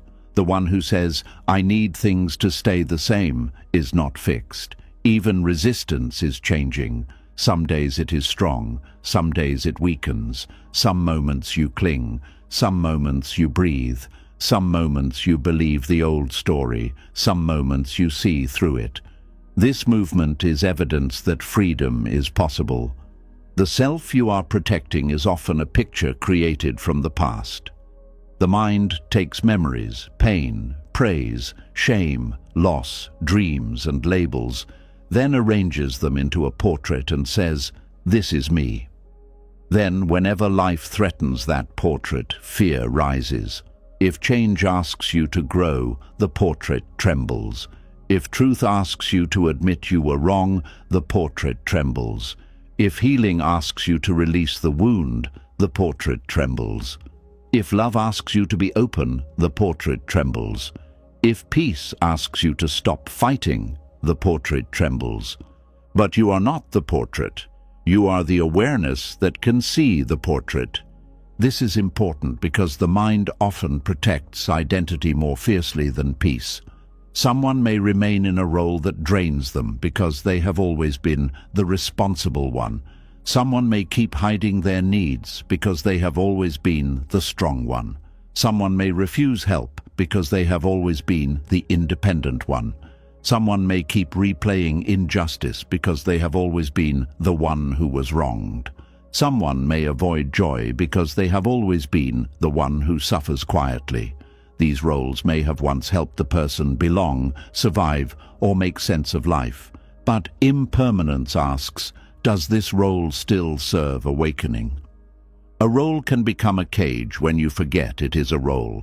The responsible one may need rest. The strong one may need comfort. The independent one may need connection. The wounded one may need permission to heal. The careful one may need courage. The quiet one may need a voice. The person you have been protecting may not need more defense. They may need release. This is where Buddhist wisdom becomes tender. It does not ask you to destroy the old self. It asks you to see that the old self was never solid enough to destroy. It was a pattern. It was a response. It was a collection of conditions. You do not have to hate it. You do not have to fight it. You can bow to it with gratitude and say, "You helped me survive," but you do not have to lead every step now. There is grief in this. When a self begins to change, something familiar dissolves. Even when the old self was painful, it may feel like home because you knew its rooms. You knew how to behave there. You knew what to expect. You knew how to explain your life from that place. Letting it soften can feel like walking into open space without a map. The mind may panic and say, "Come back, at least we knew who we were." But the heart may quietly answer, "Yes, but we were not free." Growth often feels like betrayal to the old self. When you stop responding the old way, something inside may accuse you. It may say you are becoming selfish. It may say you are forgetting your past. It may say you are abandoning what made you strong. It may say you are unsafe without the old walls, but not every inner voice is wisdom. Some voices are fear trying to survive. Some are old conditioning trying to remain important. Some are attachments speaking in the language of identity. This is why mindfulness matters again. Without mindfulness, you believe every old voice. With mindfulness, you can hear the voice and still ask whether it is useful. You can feel fear and still choose tenderness. You can feel the old identity pulling you backward and still take one small step forward. You can notice the desire to protect a past version of yourself and gently ask, "Is this version still here, or am I carrying an image?" The body itself teaches impermanence every day. You breathe in, and the breath becomes breath out. Hunger comes, then passes. Tiredness comes, then shifts. A feeling tightens the chest, then softens. Tears rise, then dry. Even pain in the body changes from sharp to dull, from intense to quiet, from present to absent. The body is not a fixed object. It is a field of changing sensations. If even the body you call mine is changing moment by moment, how can the identity built around it be fixed? The mind does the same. Thoughts appear without asking. They stay for a while, then leave. You do not know your next thought before it arrives. You cannot keep one thought forever. Even the thought, "I am this kind of person," comes and goes. It feels strong when you believe it, but when attention moves, it fades. This shows that identity depends on attention. What you feed becomes strong. What you observe without feeding begins to loosen. This is both serious and hopeful.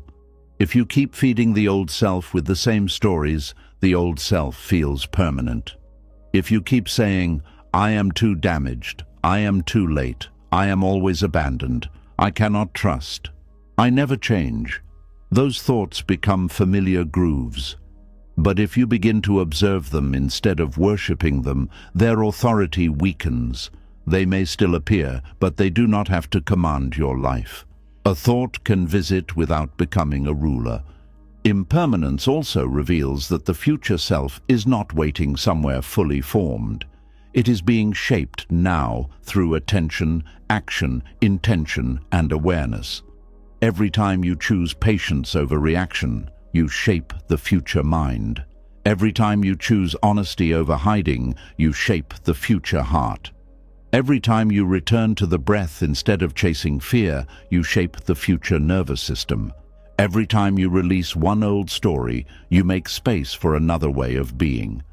This is karma in a simple, living sense. Not punishment from the sky, not a mysterious force waiting to harm you, but the unfolding of causes and effects. What you repeat becomes a path. What you practice becomes easier to return to. What you feed grows. What you stop feeding begins to weaken. The self is shaped by these movements. So when you say, "This is who I am," Buddhist wisdom asks, "What have you been practicing?" This question is not meant to shame you. It is meant to awaken responsibility without cruelty. Maybe you have practiced fear because fear once felt necessary. Maybe you have practiced resentment because grief had nowhere to go. Maybe you have practiced silence because speaking was once unsafe. Maybe you have practiced control because uncertainty once overwhelmed you. The point is not to judge the practice. The point is to see that a practice can change.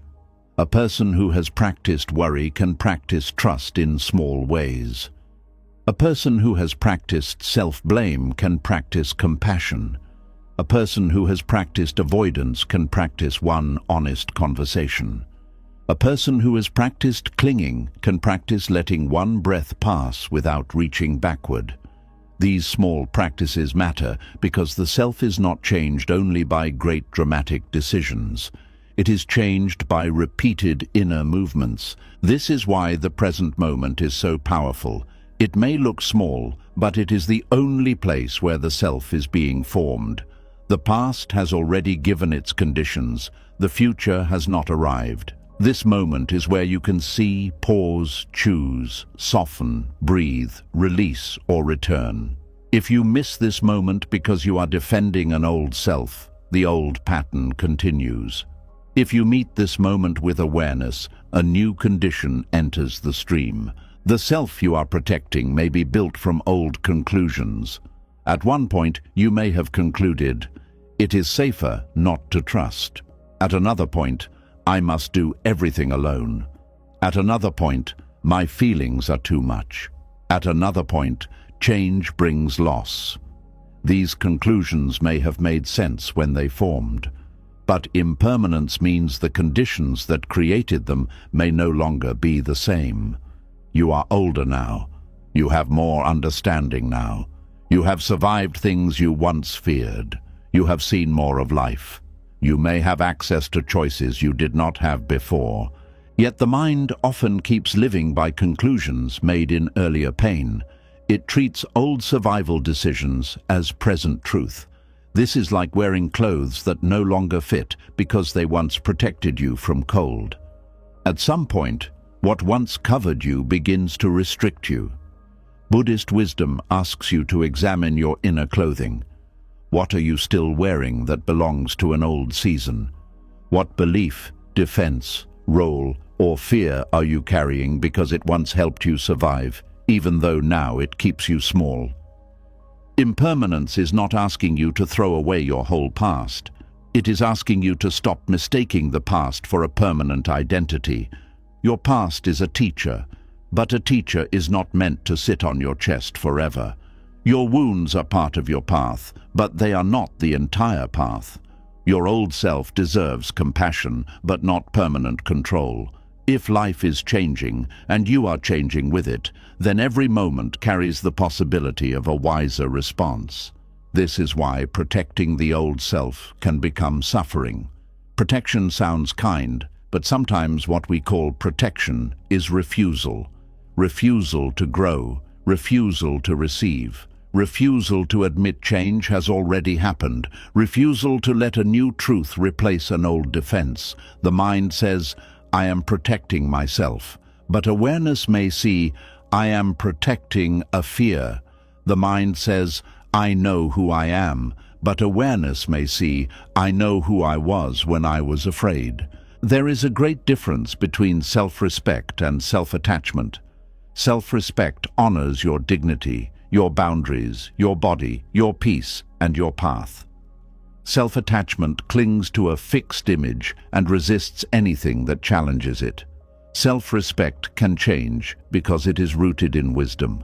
Self-attachment cannot easily change because it is rooted in fear.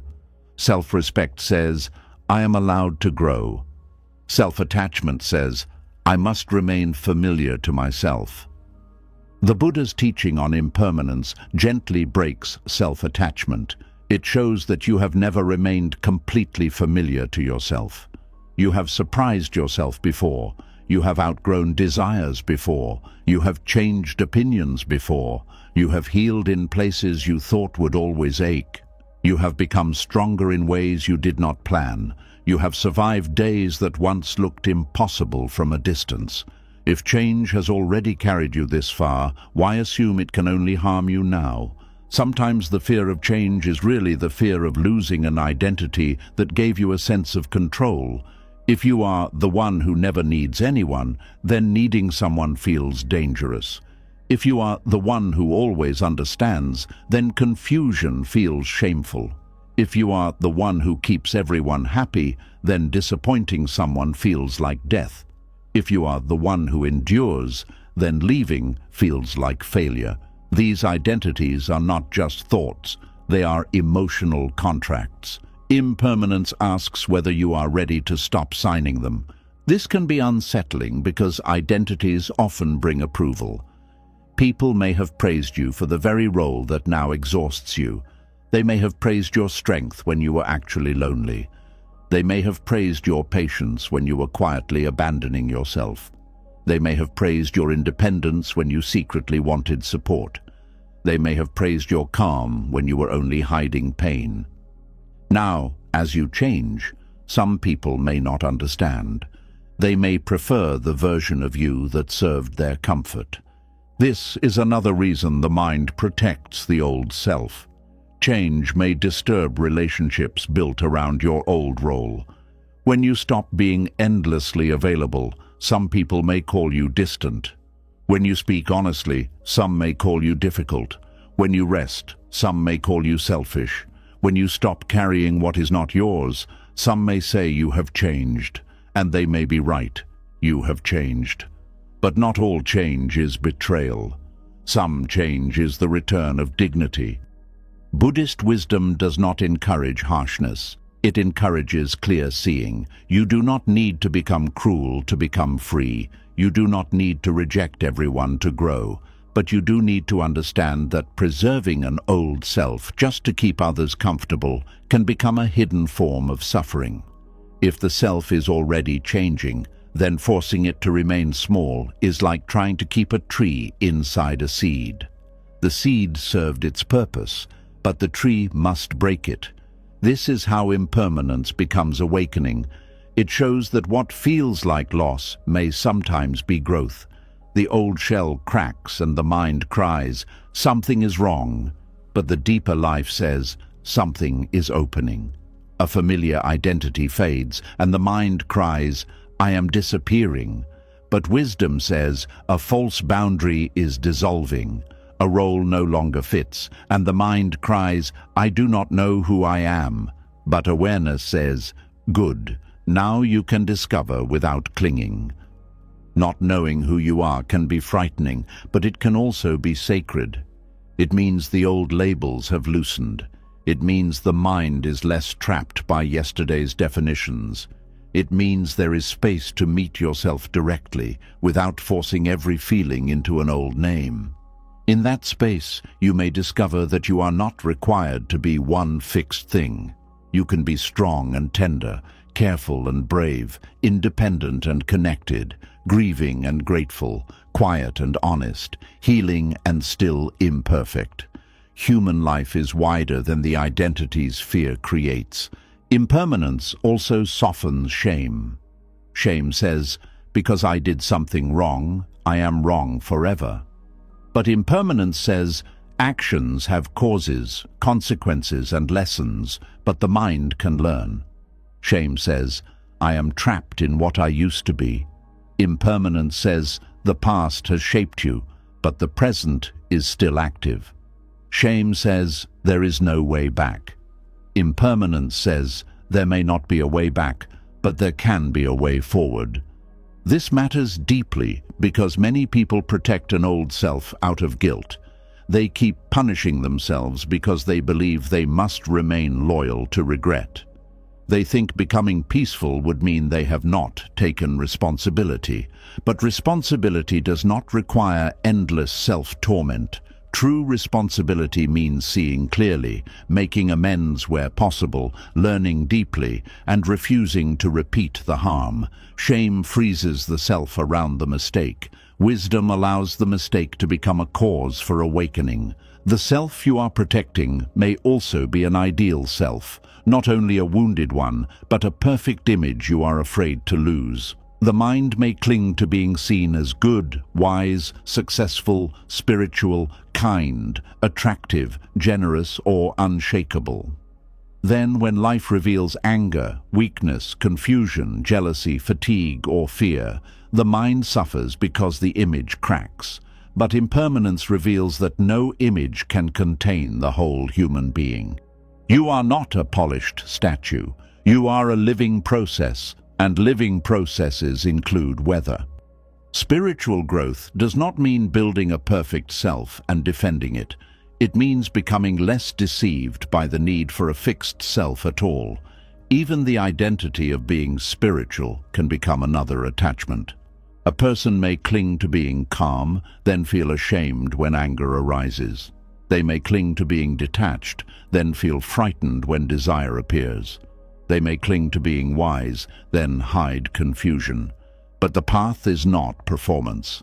The path is honest seeing. If anger appears, see it. If desire appears, see it. If confusion appears, see it. What is seen clearly can teach. What is hidden to protect an image becomes another chain. This is why impermanence is both humbling and merciful. It humbles the ego because it shows that no identity is final.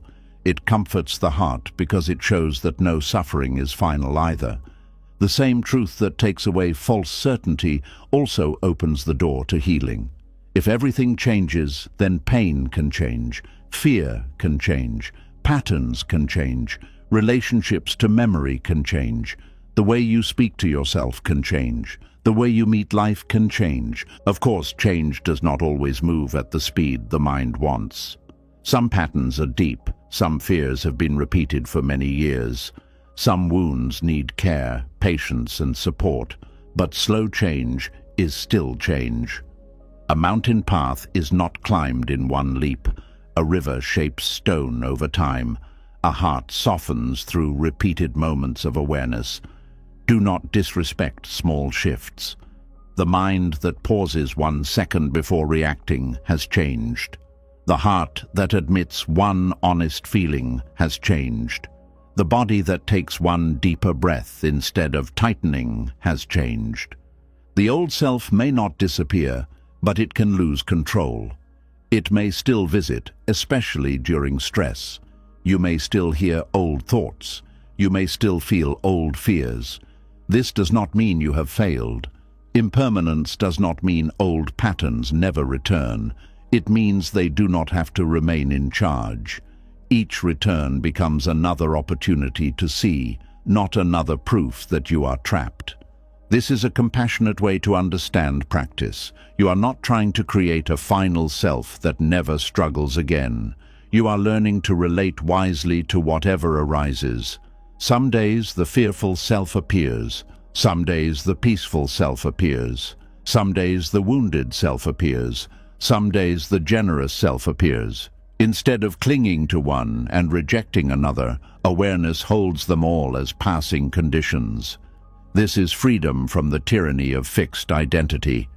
When you stop protecting a fixed self, you become more available to life.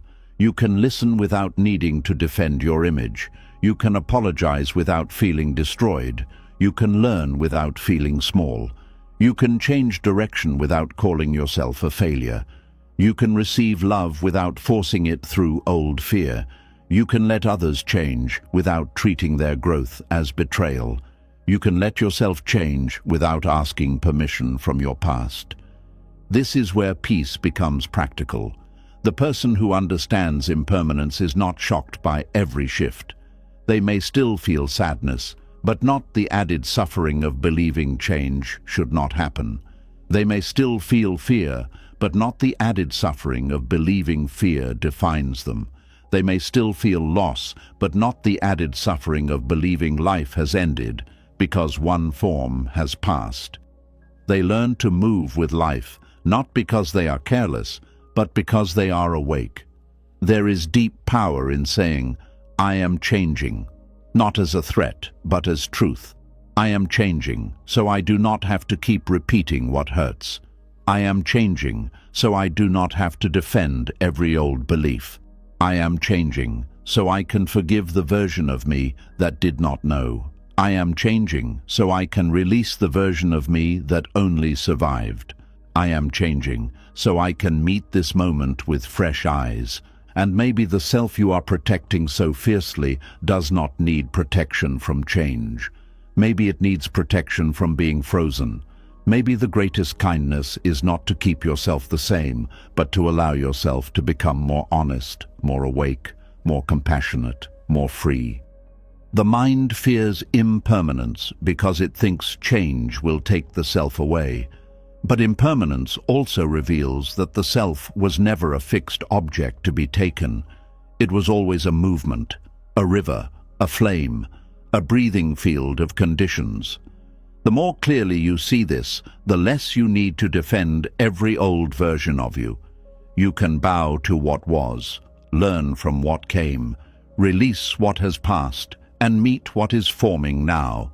This is not a loss of self. It is the loss of illusion. And behind that illusion, something quieter remains. Awareness, presence. The simple knowing that is here before the story becomes loud. The part of you that can watch thoughts come and go. The part that can feel fear without being only fear. The part that can notice change without becoming lost in it. This awareness is not another identity to decorate. It is the open space in which identities arise and pass. When you rest there, even briefly, you understand why the Buddha pointed toward impermanence as a doorway to freedom. Because once you see that everything is changing, you stop demanding that life preserve what was never fixed. You stop using all your strength to guard old shapes. You stop mistaking movement for danger. You stop asking the past to define the future. You begin to let life breathe. And from that breath, a new tenderness becomes possible. You can look at your old self with compassion instead of shame. You can look at your changing self with patience instead of fear. You can look at the unknown self ahead with curiosity instead of control. You do not need to know exactly who you are becoming before you allow the becoming to begin. So when the mind tightens around identity and says, "This is who I am, this is who I must remain," pause and look closer. Is that truly the self, or only a familiar pattern? Is it wisdom or memory? Is it dignity or defense? Is it alive, or is it something already passing away? Let the question breathe. Let it open space.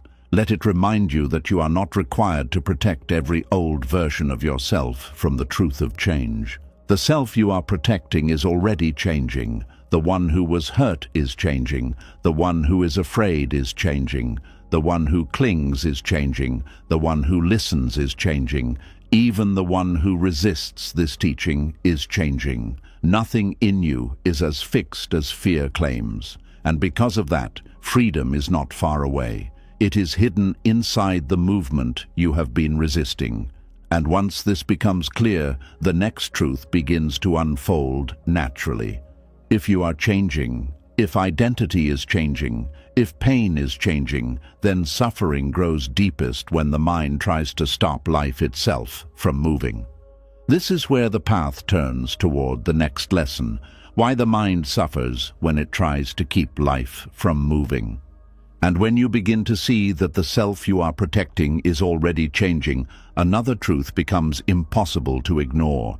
If you are not fixed, if your pain is not fixed, if your identity is not fixed, then life itself was never meant to be held still. The mind suffers because it keeps trying to do the impossible. It tries to stop the river, pause the season, freeze the feeling, preserve the moment, and command the future to move only in the direction it prefers. There is a deep sadness in trying to keep life from moving. The heart knows something has changed, but the mind keeps arguing with it.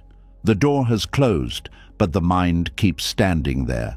The person has become different, but the mind keeps speaking to who they used to be. The season has passed, but the mind keeps dressing for yesterday's weather. This is how suffering begins quietly, not because life moves, but because the mind refuses to move with it. Buddhist wisdom teaches that life is a flow of arising and passing. Nothing appears without changing. Nothing stays without eventually shifting. Every breath is proof.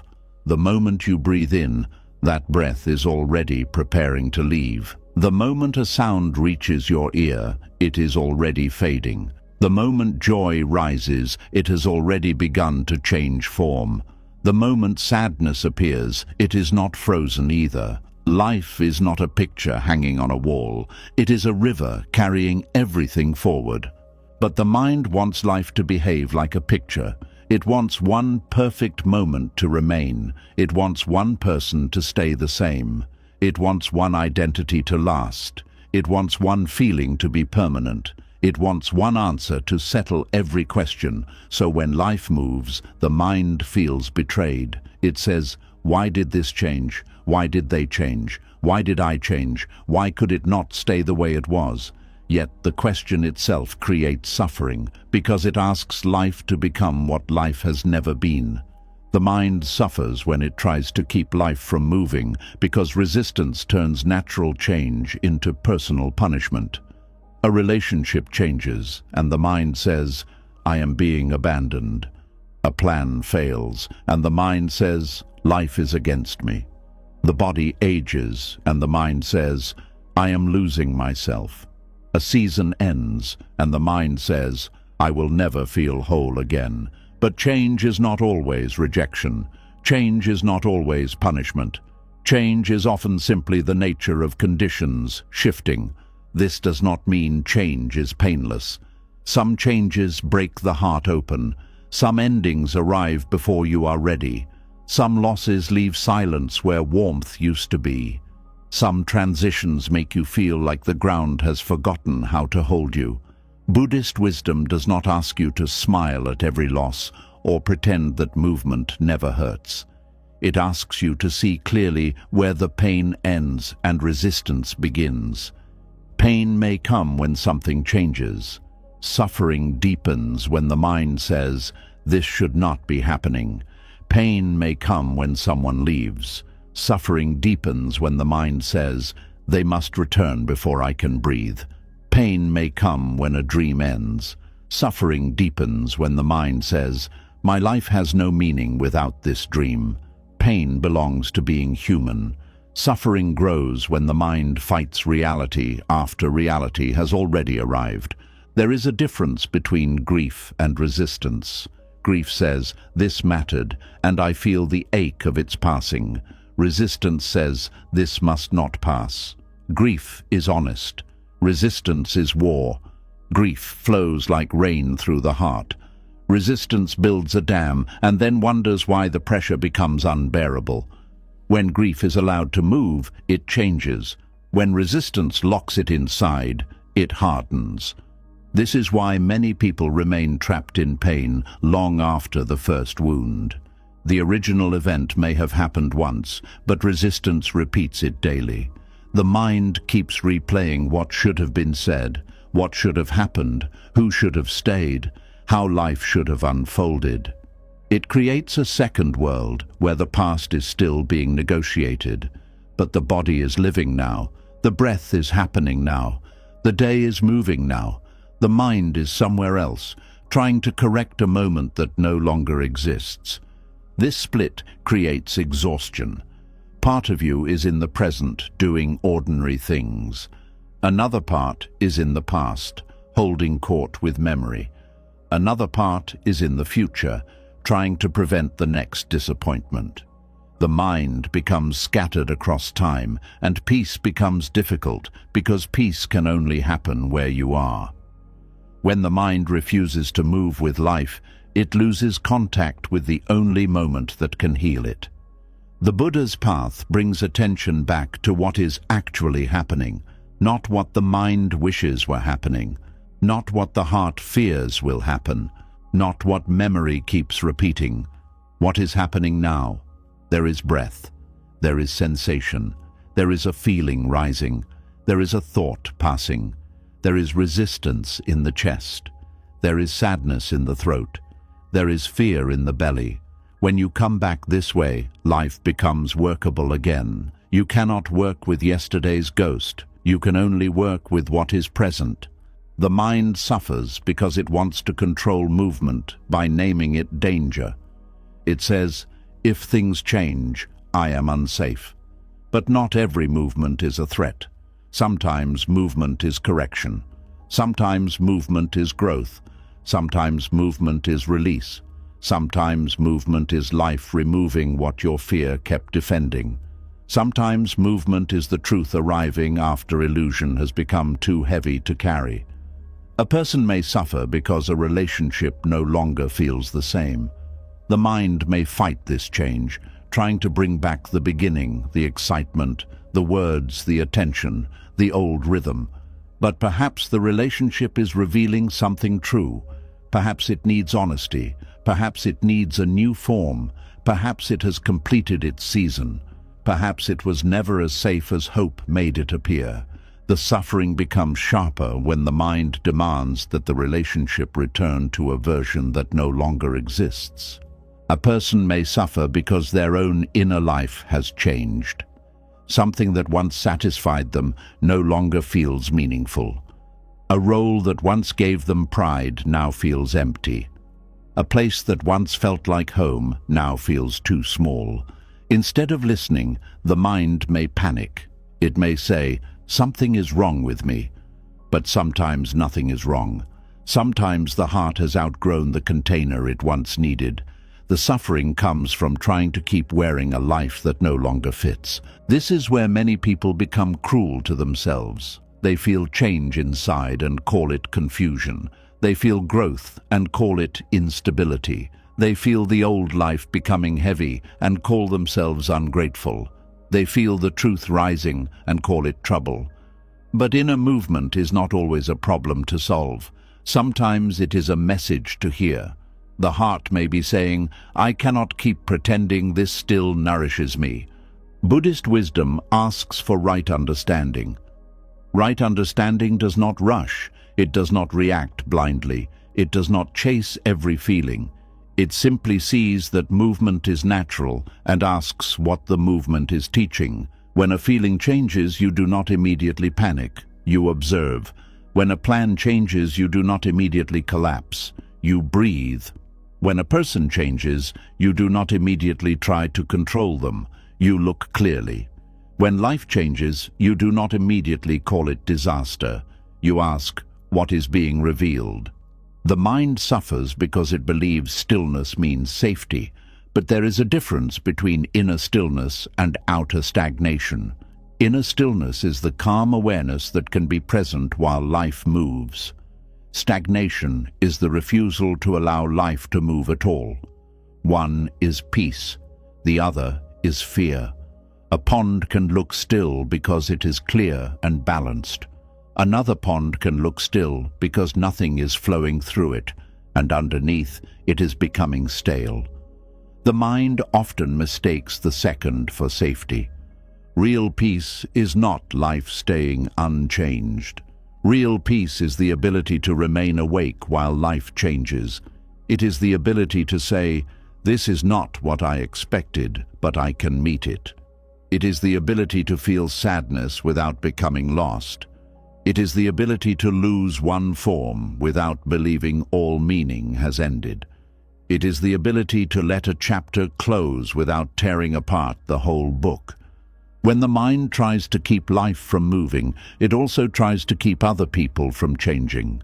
This creates deep suffering because other people are not possessions. They have their own karma, fears, wounds, lessons, desires, and paths. They may grow in ways you do not expect. They may choose differently. They may become distant. They may awaken. They may disappoint. They may become clearer. They may no longer fit the place your mind assigned to them. The attached mind says, "Stay who you were for me." But love cannot breathe under that demand. Even family, friendship, and romance become painful when they are treated as fixed arrangements rather than living connections. People are not furniture in the house of your identity. They are living beings in motion. To love wisely is to understand that closeness must be renewed through presence, not controlled through fear. This does not mean accepting every change without discernment. If someone becomes harmful, dishonest, or careless with your heart, wisdom may ask you to step back. But stepping back is different from trying to freeze them. One protects peace, the other fights reality. You can acknowledge that someone has changed without making it your mission to force them backward. You can grieve the difference without losing yourself in the demand that they become who they used to be. The mind also suffers when it tries to keep pleasure from moving. A joyful season arrives, and immediately the mind starts fearing its end. It says, "How long will this last?" A beautiful moment appears, and the mind tries to hold it so tightly that it stops enjoying it. A good relationship begins, and the mind begins worrying about losing it. A peaceful day comes, and the mind searches for what might ruin it. In trying to preserve happiness, the mind loses contact with happiness. Buddhist wisdom does not teach that you should reject joy because it will pass. It teaches that you should enjoy joy without clinging to it. Let the tea be warm while it is warm. Let the laughter be full while it is here. Let the sunrise touch your eyes without demanding that it stay in the sky. Let love be received today without turning it into a guarantee against tomorrow. When joy is not forced to become permanent, it becomes cleaner, it becomes lighter, it becomes a gift instead of a possession. The same is true for sorrow. When sorrow comes, the mind often fears it will last forever. But sorrow also moves. It may move slowly, but it moves. It changes with attention, with rest, with truth, with time, with compassion, with understanding. If you do not add the story, "This will never end," sorrow becomes more spacious. It may still hurt, but it does not become a life sentence. The mind suffers when it freezes sorrow into forever. This freezing happens through language. Listen to the words the mind uses when it resists movement. Always, never, forever, nothing will change. This is ruined. I cannot recover. I will always feel this way. These words make passing conditions seem permanent. They turn waves into walls. The practice is to soften the language. Instead of "this will never end," say "this is here now." Instead of "I am broken," say "pain is present." Instead of "life is over," say "this chapter is painful." The words may seem small, but they change the space around the feeling. The mind suffers because it wants final control over a world made of conditions. In Buddhism, everything arises because of causes and conditions. A flower blooms because of soil, sunlight, water, air, and time. A mood arises because of sleep, memory, thought, health, environment, and many hidden causes. A relationship shifts because of communication, fear, growth, distance, past wounds, expectations, and changing needs. Nothing exists alone. Everything is connected to conditions. When the mind understands conditions, it stops taking every change as a personal attack. If someone's mood changes, it may not be about you. If a plan shifts, it may be due to causes beyond your control. If your own energy changes, it may be the body asking for care. If desire fades, it may be wisdom growing. If fear rises, it may be old conditioning meeting a new situation. Seeing conditions creates patience. It helps the mind stop turning every movement into a drama of self. This does not remove responsibility. Conditions include choices too. Your words are conditions. Your habits are conditions. Your attention is a condition. Your reactions are conditions. This means you are not powerless, but your power is not the power to freeze life. Your power is the power to meet changing conditions wisely. You can plant better causes. You can speak more truthfully. You can stop feeding certain patterns. You can create environments that support peace. You can choose responses that do not renew suffering. The mind wants the power to stop change, but wisdom offers a better power, the power to move skillfully with change. A sailor cannot stop the sea, but can learn how to adjust the sail. A gardener cannot command the season, but can learn when to plant, when to water, when to prune, and when to let the soil rest. In the same way, you cannot stop life from moving, but you can learn how to meet movement with awareness rather than panic. This is what practice does. It does not make life obey you. It makes you less enslaved by your reactions to life.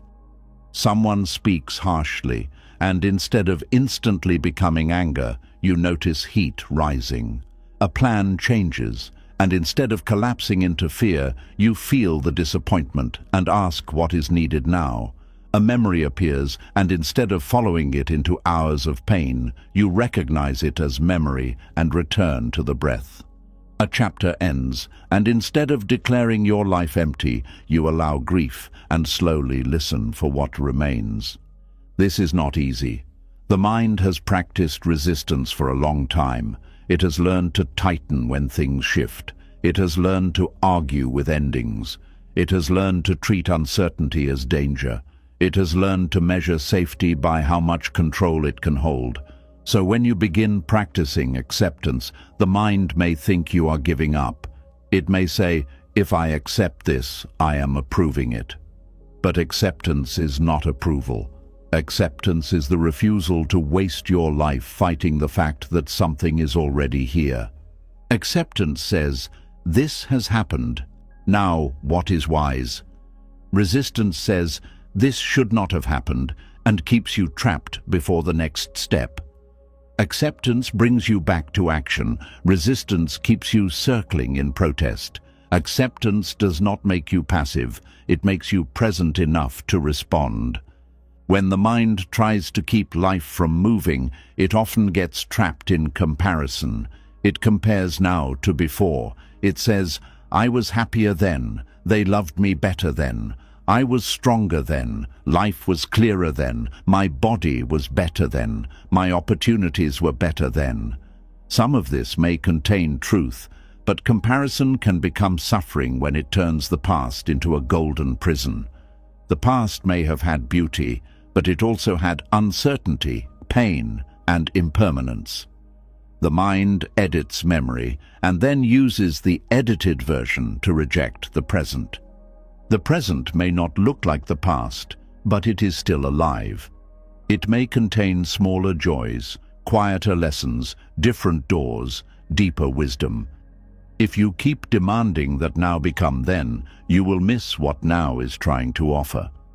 Buddhist wisdom asks you to meet the present as it is, not as a failed copy of what came before.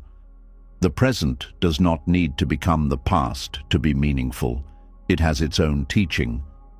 Aging is one of the places where this truth becomes very clear. The body changes, and the mind may suffer because it wants yesterday's body back.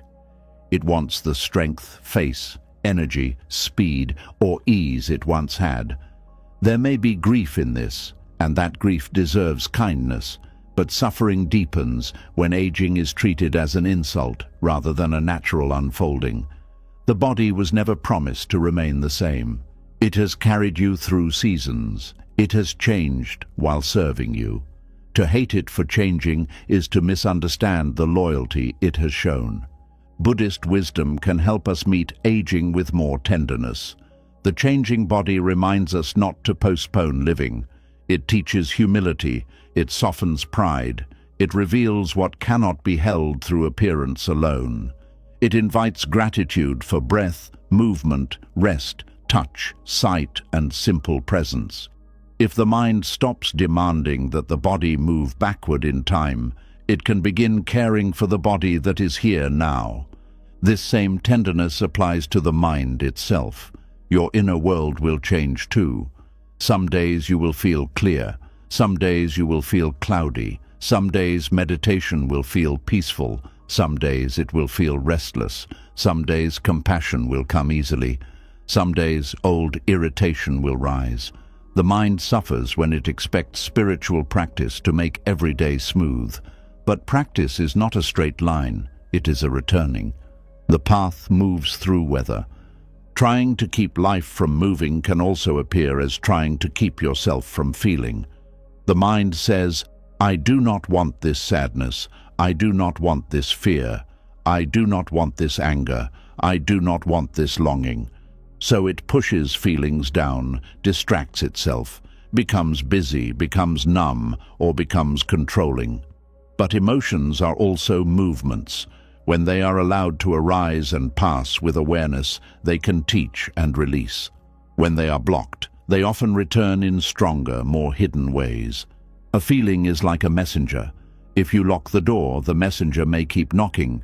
If you listen with awareness, you may discover what is needed. Sadness may ask for mourning. Anger may ask for a boundary.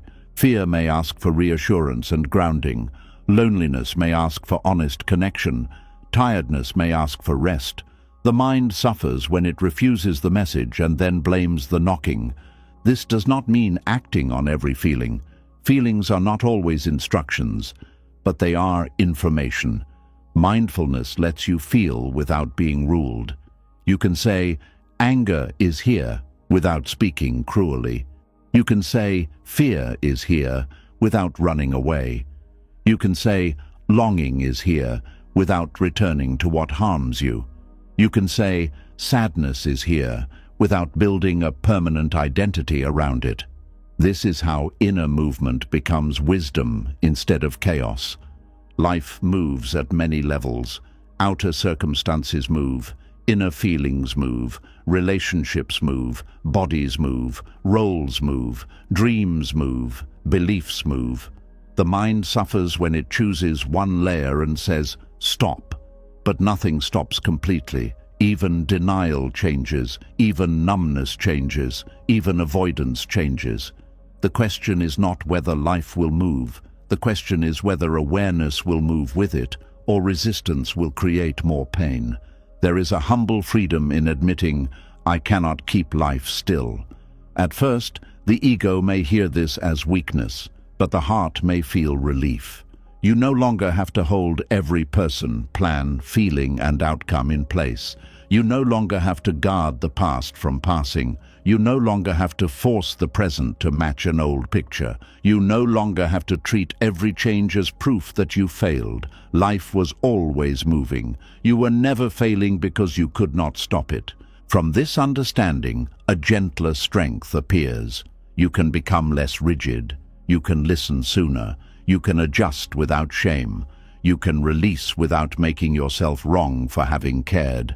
You can begin again without needing the old chapter to disappear from memory.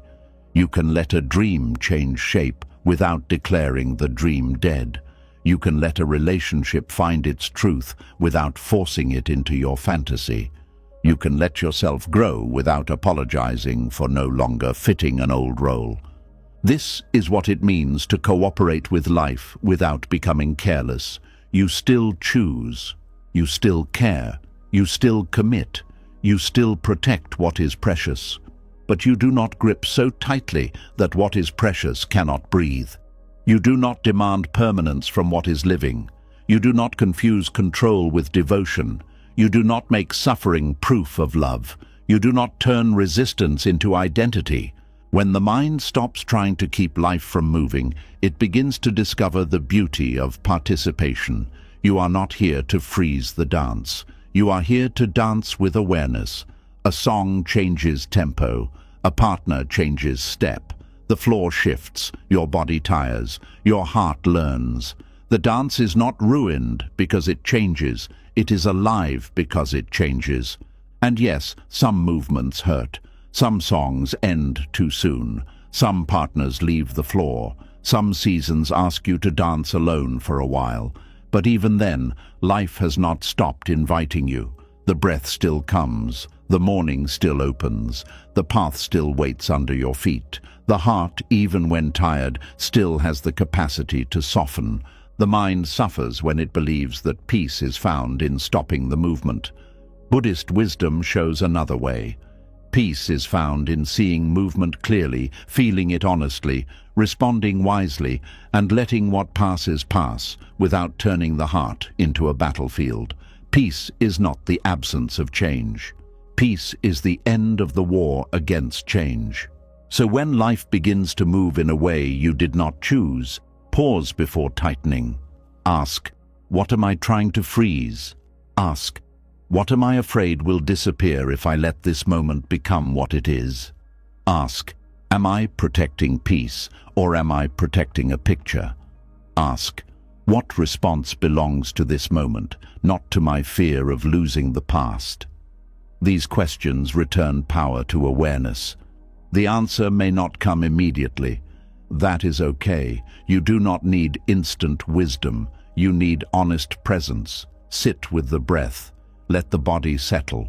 Notice the mind's demand that life stop. Notice the sorrow beneath it. Notice the love beneath the sorrow. Notice the fear beneath the grip. When you see deeply enough, resistance becomes more understandable, and what is understood can begin to soften.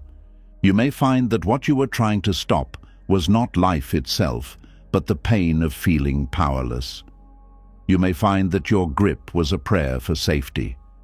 You may find that your anger at change was really grief for what mattered. You may find that your refusal to move was loyalty to a version of yourself that did not know how to say goodbye. Seeing this can make the heart tender, and tenderness can open what force never could. This is the compassion in Buddhist wisdom. It does not mock the mind for resisting. It understands why the mind resists.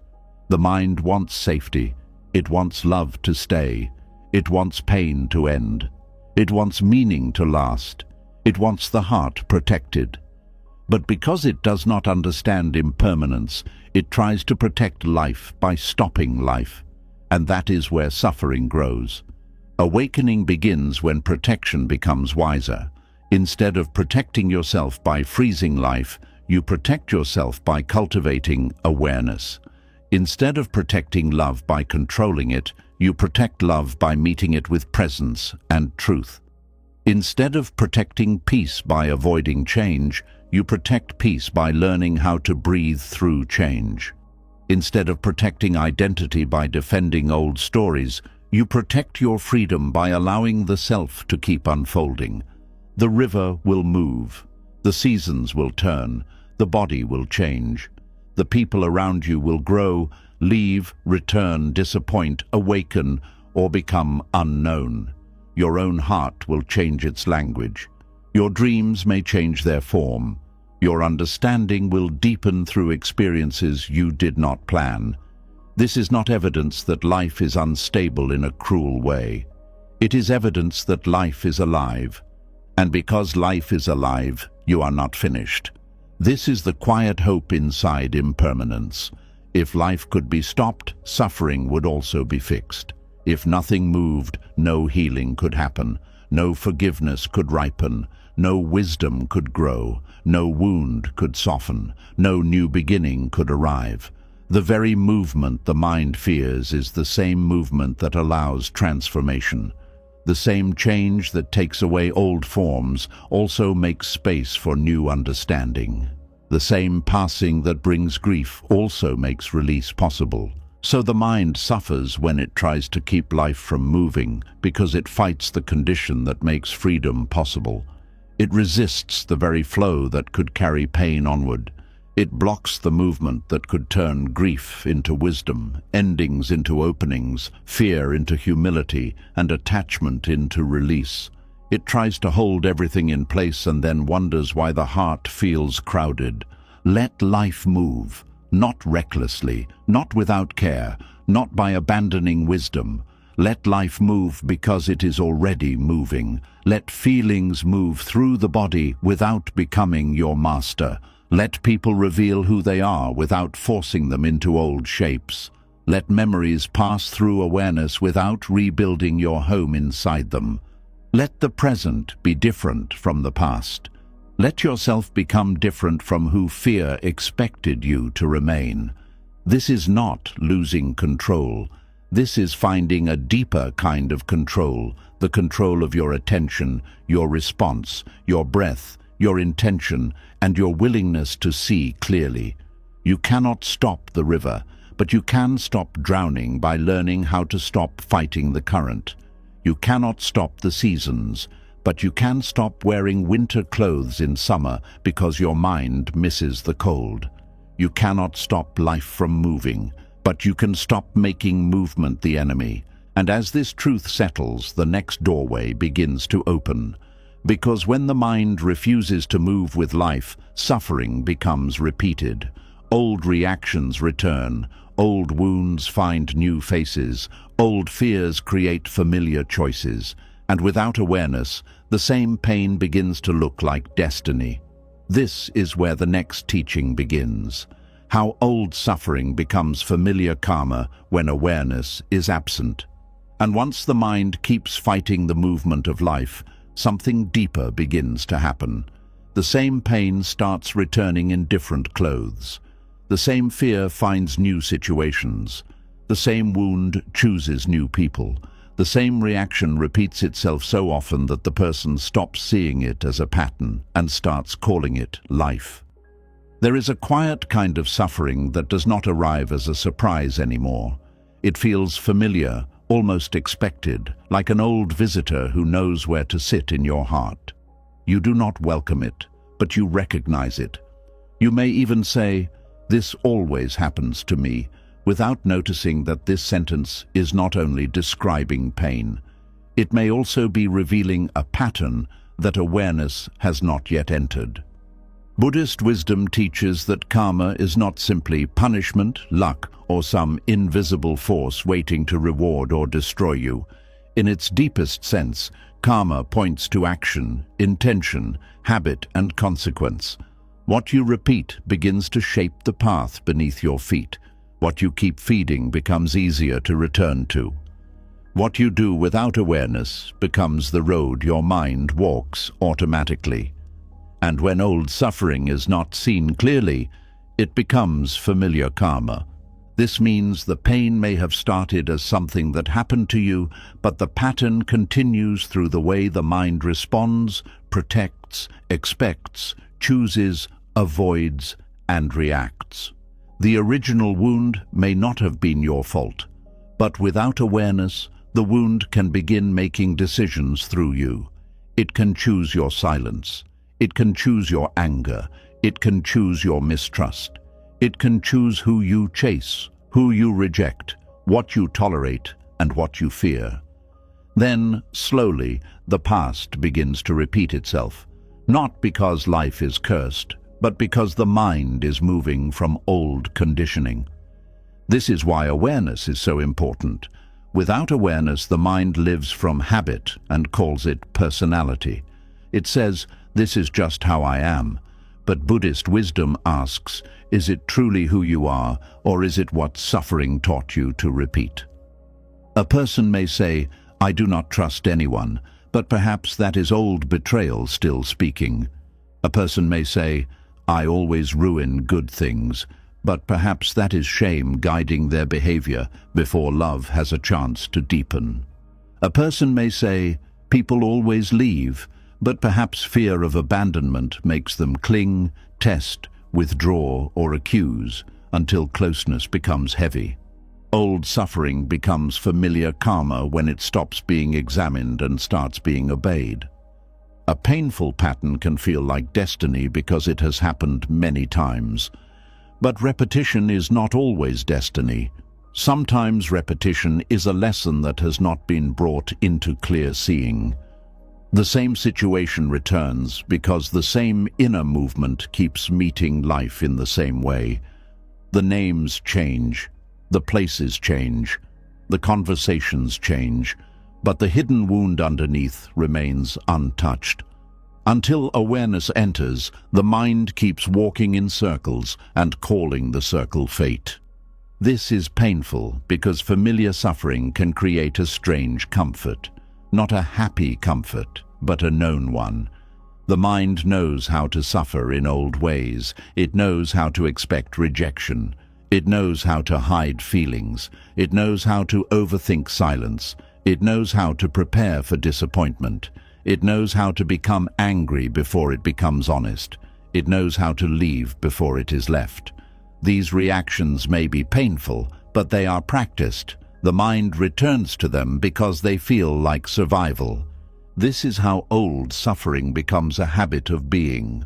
You do not only remember pain, you organize yourself around avoiding it, proving it, or repeating it.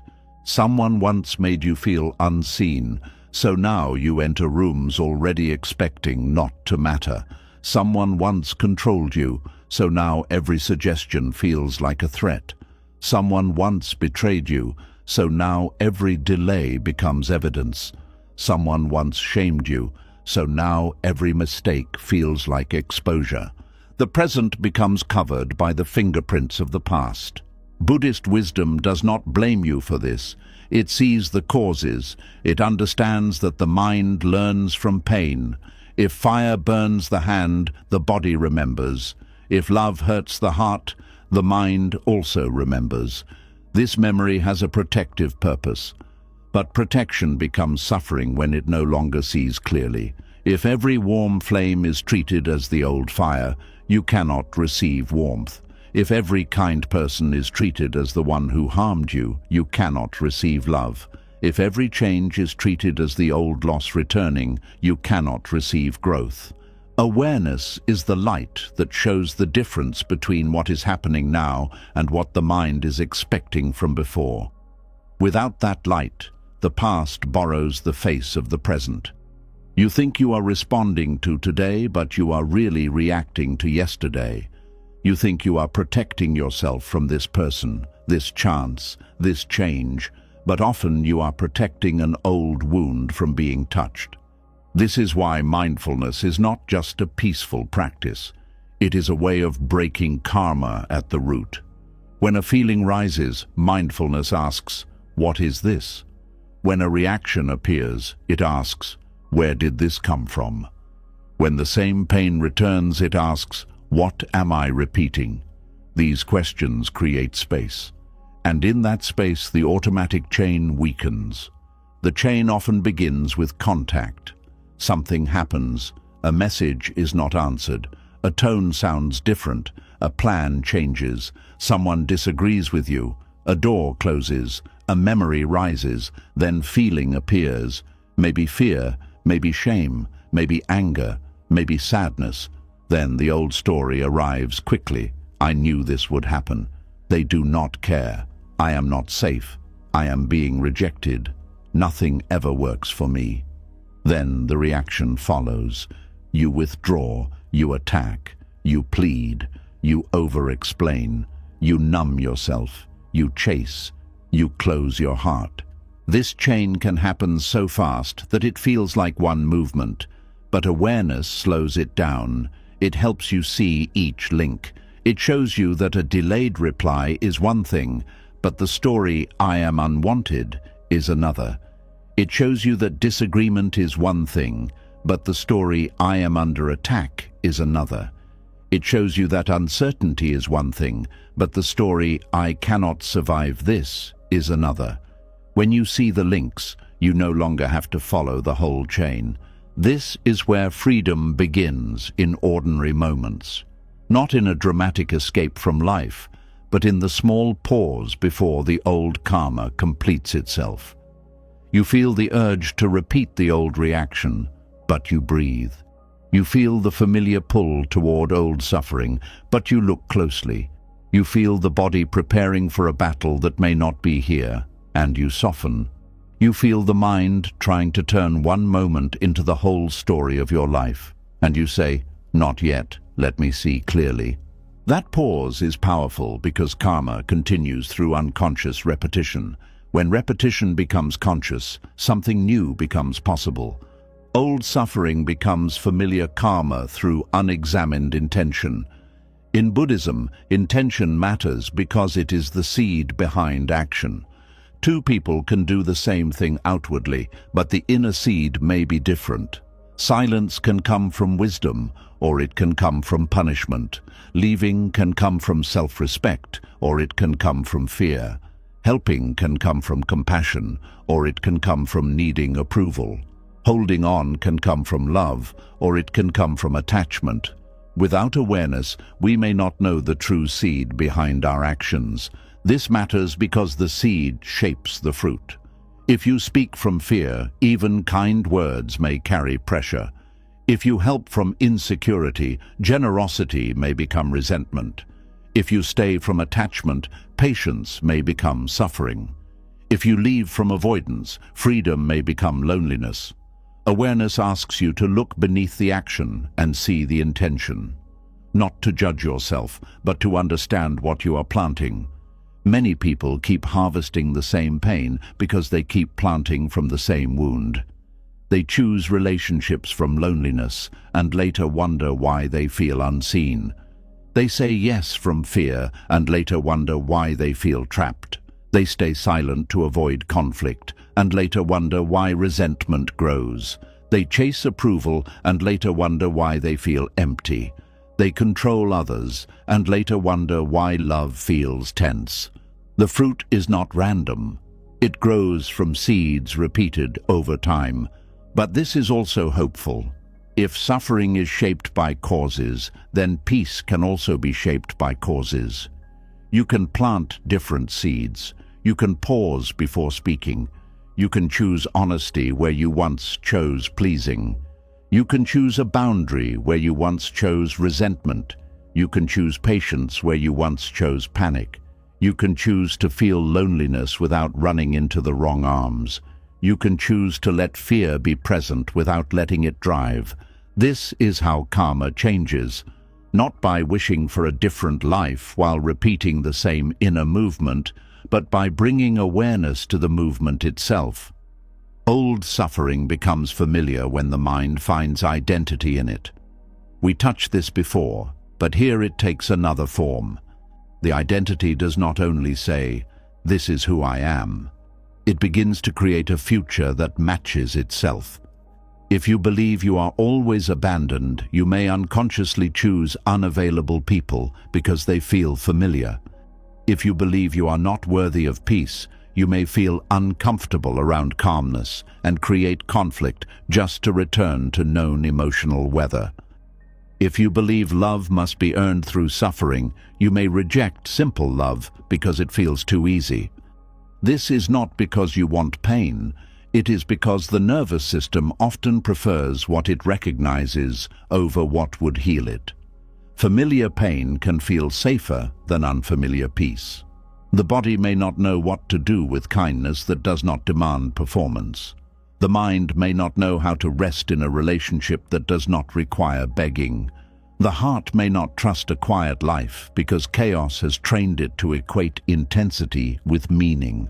So old karma repeats as attraction, avoidance, reaction, and expectation. You feel drawn to what confirms the old wound. You feel bored by what might heal it. You feel suspicious of what is gentle. You feel alive around what is unstable.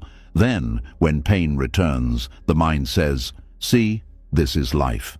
But awareness asks, what felt familiar here before it became painful? This question can awaken you. What did you recognize in that person before you trusted them? What did you ignore because it matched an old pattern? What did you call chemistry that was actually anxiety? What did you call loyalty that was actually fear of starting over? What did you call patience that was actually self-abandonment? These questions are not meant to shame the heart. They are meant to bring light to the places where suffering keeps disguising itself as destiny. The absence of awareness makes old suffering feel normal. This is one of the saddest things about human pain. People can become so used to tension that calm feels wrong. They can become so used to being ignored that respect feels strange. They can become so used to carrying everyone that rest feels selfish. They can become so used to criticism that kindness feels suspicious. They can become so used to emotional hunger that crumbs feel like a feast. When suffering becomes normal, the person may stop seeking freedom because they no longer recognize bondage. They may defend the very conditions that drain them. They may say, "At least I know how to handle this." But handling suffering is not the same as being free from it. Surviving a pattern is not the same as awakening from it. Buddhist wisdom gently asks us to stop confusing endurance with liberation. Awareness begins by noticing what you have normalized. Notice where your body tightens but your mind says, "It is fine." Notice where you feel drained but call it duty. Notice where you feel small but call it love. Notice where you keep forgiving without seeing change. Notice where you keep accepting confusion because clarity would require a decision.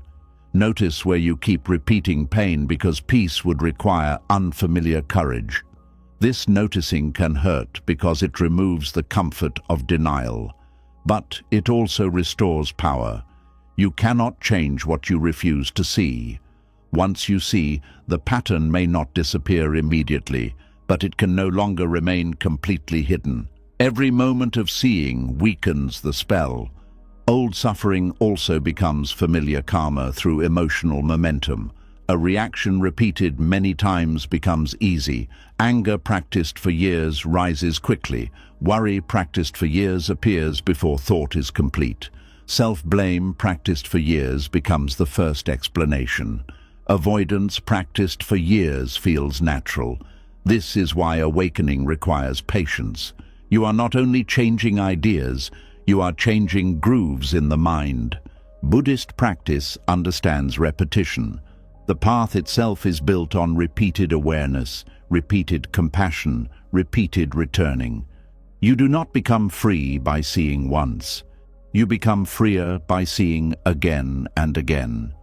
Each time the old pattern rises, you have a chance to weaken it. Each time you do not feed it fully, something changes. Each time you return to the breath, the mind learns another way home. This is why small moments matter. The old karma says, react. You pause. The old karma says, assume the worst. You ask for clarity. The old karma says, hide your truth. You speak gently. The old karma says, go back to what hurts. You stay with the loneliness and let it pass. The old karma says, punish yourself. You place compassion where shame expected cruelty. These moments may seem small, but they interrupt years of unconscious movement. The mind often wants a dramatic breakthrough, but karma is often changed through quiet repetition. The person who once lived from fear learns safety in small breaths. The person who once lived from anger learns patience in small pauses. The person who once lived from shame learns dignity in small acts of self-respect. The person who once lived from attachment learns freedom in small moments of non-grasping. This is not fast, but it is real. Old suffering becomes familiar karma when the mind keeps returning to the same interpretation. Events may change, but the interpretation remains. Someone cancels a plan, and the interpretation is rejection. Someone succeeds, and the interpretation is personal failure. Someone gives feedback, and the interpretation is attack. Life becomes difficult, and the interpretation is punishment.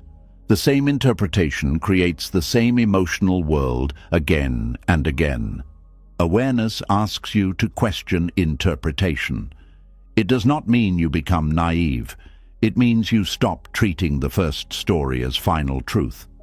Is this rejection, or could there be another reason? Is this failure, or is it a lesson?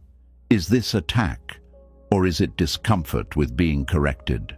Is this punishment, or is it a difficult condition arising from many causes? When interpretation loosens, suffering has less material to repeat itself. The Buddha often pointed toward direct experience. Before the story, what is here? A sensation, a thought, a sound, a memory, a feeling, a situation. When you stay close to direct experience, the mind creates less unnecessary suffering. But when it adds old interpretation, the present becomes heavy with the past. This is why mindfulness returns again and again to the body, breath, and immediate reality. It helps you separate what is happening from what the old wound says it means. Old suffering also repeats through avoidance. What is avoided does not disappear. It waits in hidden form. Avoided grief may become bitterness. Avoided fear may become control. Avoided shame may become perfectionism. Avoided loneliness may become attachment to unavailable people. Avoided anger may become quiet resentment. Avoided truth may become anxiety. When awareness is absent, avoidance can look like peace because there is no open conflict. But inside, the unexamined pain keeps shaping life. Buddhist wisdom does not ask you to drown yourself in pain.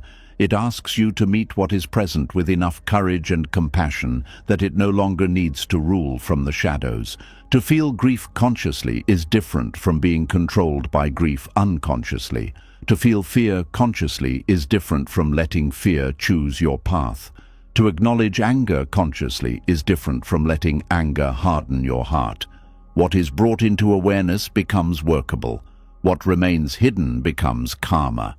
This is why meditation can feel uncomfortable at first. When the outer noise becomes quiet, inner patterns become visible. The mind may not like this. It may say meditation is not working because old pain appears. But sometimes that is the practice working. You are finally seeing what has been driving you. You are seeing the restless craving, the old fear, the grief beneath anger, the shame beneath control, the loneliness beneath attachment. Seeing is not failure. Seeing is the beginning of freedom. The problem is that many people stop when they first see discomfort. They think peace means never meeting pain. But peace grows when you can meet pain without being swallowed by it. The old suffering becomes karma when it remains unseen. When seen clearly, it becomes a teacher. The same pain that once repeated unconsciously can become the doorway to understanding your mind. There is a difference between pain repeating and pain teaching. Pain repeats when you react the same way, believe the same story, and return to the same pattern without awareness. Pain teaches when you ask, "What is this showing me? What belief is being touched? What attachment is being revealed? What boundary is needed? What compassion is missing? What habit am I being invited to stop feeding?" The same difficult moment can either deepen bondage or deepen wisdom, depending on awareness. This is where Buddhist wisdom becomes practical in daily life. When old suffering rises, do not immediately ask, "How do I make this disappear?" First ask, "How does this move? Does it begin in the body? Does it become a thought? Does it search for evidence? Does it push you toward a familiar action? Does it make you want to speak, hide, chase, blame, numb, or control?" Study the pattern like a monk studying the breath. Not with hatred, but with curiosity. The more you understand the pattern, the less mysterious it becomes. What once felt like fate begins to look like a chain of causes, and what has causes can be interrupted. For example, if loneliness leads you to reach for someone who confuses you, awareness can enter before the message is sent. You can feel the loneliness directly. You can breathe with it. You can ask what kind of connection would truly nourish you. You can choose not to turn temporary emptiness into another cycle of pain. The loneliness may still hurt, but now it is not driving blindly. A new karma is being planted. If criticism leads you to attack or collapse, awareness can enter before the reaction. You can feel the heat, the shame, the tightening. You can ask whether the words contain useful truth or only someone else's projection. You can respond instead of becoming the old wound. A new karma is being planted. If uncertainty leads you to control, awareness can enter before control becomes behavior. You can admit fear. You can ask for clarity without demanding ownership. You can ground yourself in the present. You can let another person be human without turning their every movement into your emergency. A new karma is being planted. This is how liberation becomes real. Not by escaping human emotion, but by stopping emotion from becoming unconscious action. Not by controlling life, but by becoming intimate with the mind that reacts to life. Not by denying the past, but by refusing to let the past keep using your body, voice, attention, and choices as its servants. Old suffering becomes familiar karma when awareness is absent because the mind keeps creating conditions for the same suffering to continue. If you keep feeding resentment, the world becomes full of enemies. If you keep feeding shame, every mistake becomes proof of unworthiness. If you keep feeding fear, every unknown becomes danger. If you keep feeding attachment, every change becomes threat. If you keep feeding avoidance, every truth becomes heavier. But if you feed awareness, something else begins.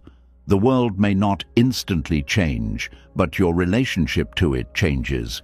You begin to notice before reacting. You begin to question before believing. You begin to feel before acting. You begin to choose before repeating. This is the end of helplessness. You are no longer only the result of old pain. You become a participant in your own awakening. This does not mean every pattern ends quickly. Some old karma is deep because it has been practiced for many years, sometimes across generations. Families can pass down fear, silence, anger, control, shame, scarcity, and emotional distance. A child grows inside those patterns and later thinks they are personal flaws, but they may be inherited habits of suffering. Awareness allows you to see, this did not begin with me, but it can begin to change through me. This is a powerful moment. When you see an inherited pattern clearly, you are not only freeing yourself, you are refusing to carry suffering forward blindly. You may still feel the old pull, but you do not have to give it your full obedience. You can become the place where a pattern slows down. You can become the person who learns to speak gently after generations of harshness, the person who rests after generations of survival, the person who feels instead of numbing, the person who sets boundaries instead of disappearing, the person who turns pain into wisdom instead of passing it on as more pain. This is not easy work. It requires patience, humility, and repeated returning. There will be moments when you repeat the old pattern again. Do not turn that into another identity. Do not say, "I failed, I am hopeless." That is old suffering trying to renew itself through shame. Instead, return to awareness. Say, "The pattern appeared. I see it more clearly now." This is practice. Even seeing after the reaction is better than not seeing at all. Next time you may see during the reaction. Later you may see before it begins. Slowly the chain weakens. The path does not demand perfection, it asks for sincerity. Buddhist wisdom teaches that ignorance keeps the wheel turning. Ignorance does not mean stupidity. It means not seeing the causes of suffering clearly. When awareness is absent, craving, clinging, fear, reaction, and consequence keep moving in circles. This is samsara in the inner life. The same emotional worlds return. The same lessons appear. The same dissatisfaction follows different achievements, relationships, escapes, and distractions. The scenery changes, but the wheel continues. Awareness does not stop the wheel by force. It stops feeding it. It sees craving as craving. It sees fear as fear. It sees anger as anger. It sees old pain as old pain. It sees the urge to repeat, and in seeing it, something no longer happens automatically. The wheel loses momentum when unconsciousness is replaced by knowing. This knowing is not cold analysis. It is warm, embodied, honest presence. You know the feeling in your body. You know the story in your mind. You know the urge in your behavior. You know the hurt beneath the reaction. You know the old seed trying to create the old fruit. And because you know, you can choose differently. At first, choosing differently may feel unnatural. Peace may feel unfamiliar. A healthy boundary may feel cruel. Honest speech may feel dangerous. Rest may feel lazy. Receiving care may feel uncomfortable. Letting go may feel like loss. This does not mean the new path is wrong. It may simply mean the old karma is losing its authority, and the mind has not yet learned the new road. Stay with the new road gently. Each wise choice becomes a condition. Each condition supports the next. Over time, what once felt foreign becomes more natural. The nervous system learns that peace is not danger. The heart learns that love does not require self-abandonment. The mind learns that uncertainty does not require panic. The body learns that truth can be spoken without disaster. A different karma begins to form. And this is the hopeful side of the teaching. Karma is not a cage if awareness enters. It is a field. Seeds have been planted, yes. Some by you, some before you, some by pain, some by fear, some by people who did not know better. But new seeds can still be planted. Awareness is a seed. Compassion is a seed. Patience is a seed. Honest speech is a seed.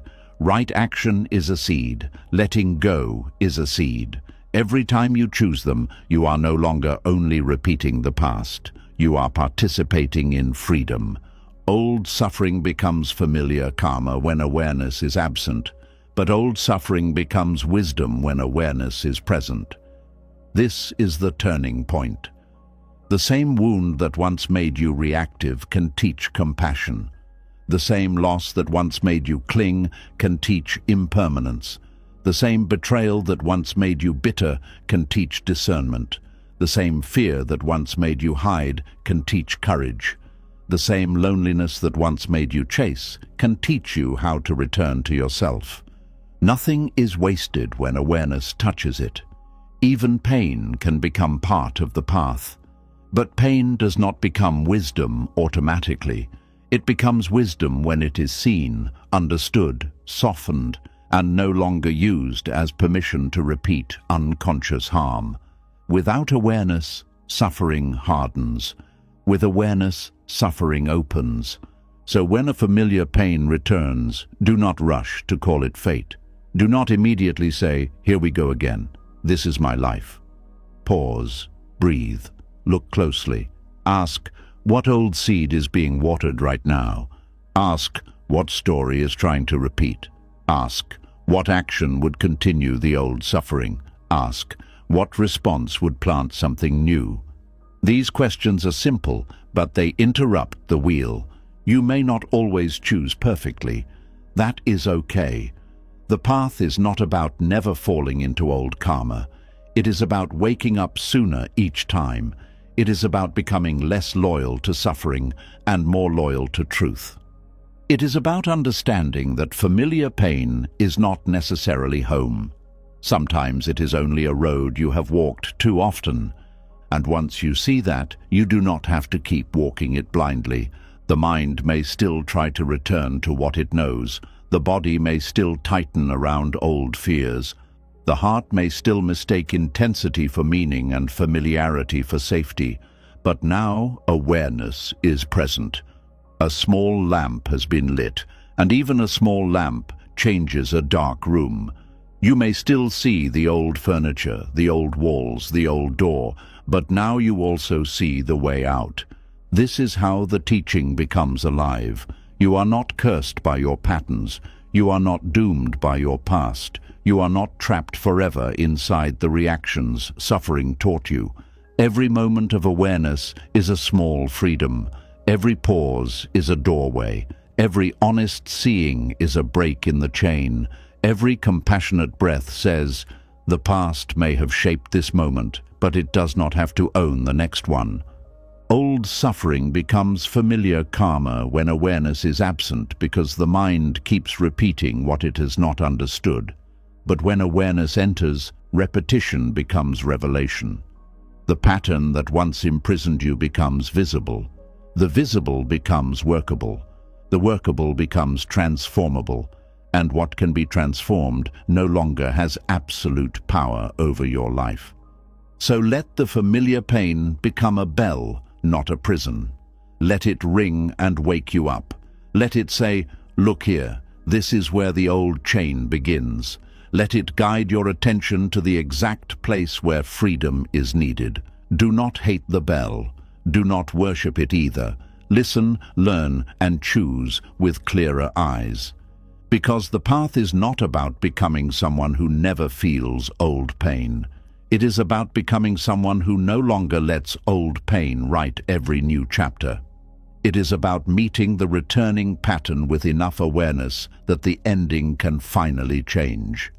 It is about turning karma from unconscious repetition into conscious awakening. And when this becomes clear, another truth begins to rise from beneath it. If old suffering repeats when awareness is absent, then liberation begins when awareness reveals what we have been calling by the wrong name. The heart may discover that what it called love was sometimes attachment, what it called loyalty was sometimes fear, and what it called devotion was sometimes a refusal to let go. This opens the next teaching, why liberation begins when you stop calling attachment love. And now, as this journey comes to a close, let this truth settle gently in your heart. The mind does not fear change because change is always dangerous. The mind fears change because change asks it to stop hiding inside what is familiar. It asks the heart to loosen its grip on the old pain, the old story, the old identity, the old attachment, and the old illusion of control. It asks you to step into a space where you may not know what comes next, but where your soul can finally breathe again. For so long, the mind may have believed that holding on was protection. It may have believed that if it could keep things the same, it would never have to feel loss, confusion, rejection, loneliness, or uncertainty again, so it clung to people who had already changed. It clung to memories that had already passed. It clung to pain that had become familiar. It clung to certainty, even when certainty became a prison. It clung to attachment and called it love. It clung to ego and called it strength. It clung to old suffering and called it destiny. But Buddhist wisdom opens the eyes slowly. It reminds us that life was never meant to be held still. Everything moves, everything shifts, everything rises and passes away. The body changes, feelings change, relationships change, dreams change. The self you thought you had to protect is already changing. The wound you thought would define you forever is already changing. Even the fear that says, "I cannot let go," is not permanent. It appears, it speaks, it tightens the heart, and with awareness, it can also soften. This is the sacred lesson hidden inside change. Change is not only what takes things away. Change is also what makes healing possible. If nothing changed, pain would last forever. If nothing changed, grief would never soften. If nothing changed, the mind would remain trapped in the first story it believed about itself. If nothing changed, the person who was wounded would never become the person who awakens. So the very thing the mind resists may be the same force that carries it toward freedom. You have seen how attachment makes the mind fear the freedom it has been asking for. The heart says it wants peace, but the hand still holds the chain. It says it wants healing, but it returns to the wound. It says it wants release, but it keeps protecting the cage because the cage has become familiar. And this is where suffering begins to repeat. Not because you are weak, not because you are broken, but because the mind often chooses the known pain over the unknown peace. You have seen how craving for certainty becomes a quiet prison. The mind says, "I will move when I am sure. I will trust when I know. I will let go when the future is safe." But life does not offer that kind of guarantee. The future never arrives fully explained. The next step is rarely shown all at once. So the person who waits for perfect certainty may spend years standing before an open door, asking for proof that the road will not hurt. Buddhist wisdom teaches that peace does not come from knowing everything. Peace comes from learning to breathe inside what cannot be controlled. You have seen how clinging can turn even pain into identity. A wound enters the heart, and over time the mind begins to say, "This is who I am." It becomes the rejected one, the abandoned one, the betrayed one, the tired one, the one who cannot trust, the one who always suffers. But pain is not the whole of you. Pain may be part of your path, but it is not your final name. You can honor what happened without becoming it forever. You can remember the wound without letting it rule every new moment. You can carry wisdom without carrying the weight. You have seen how impermanence reveals that the self you are protecting is already changing. The person you were years ago is not exactly the person listening now. The thoughts have changed, the body has changed, the heart has changed, the meaning of old pain has changed. Even your fear has changed shape many times. So why keep defending a fixed version of yourself that life has already begun to move beyond? The self is not a stone.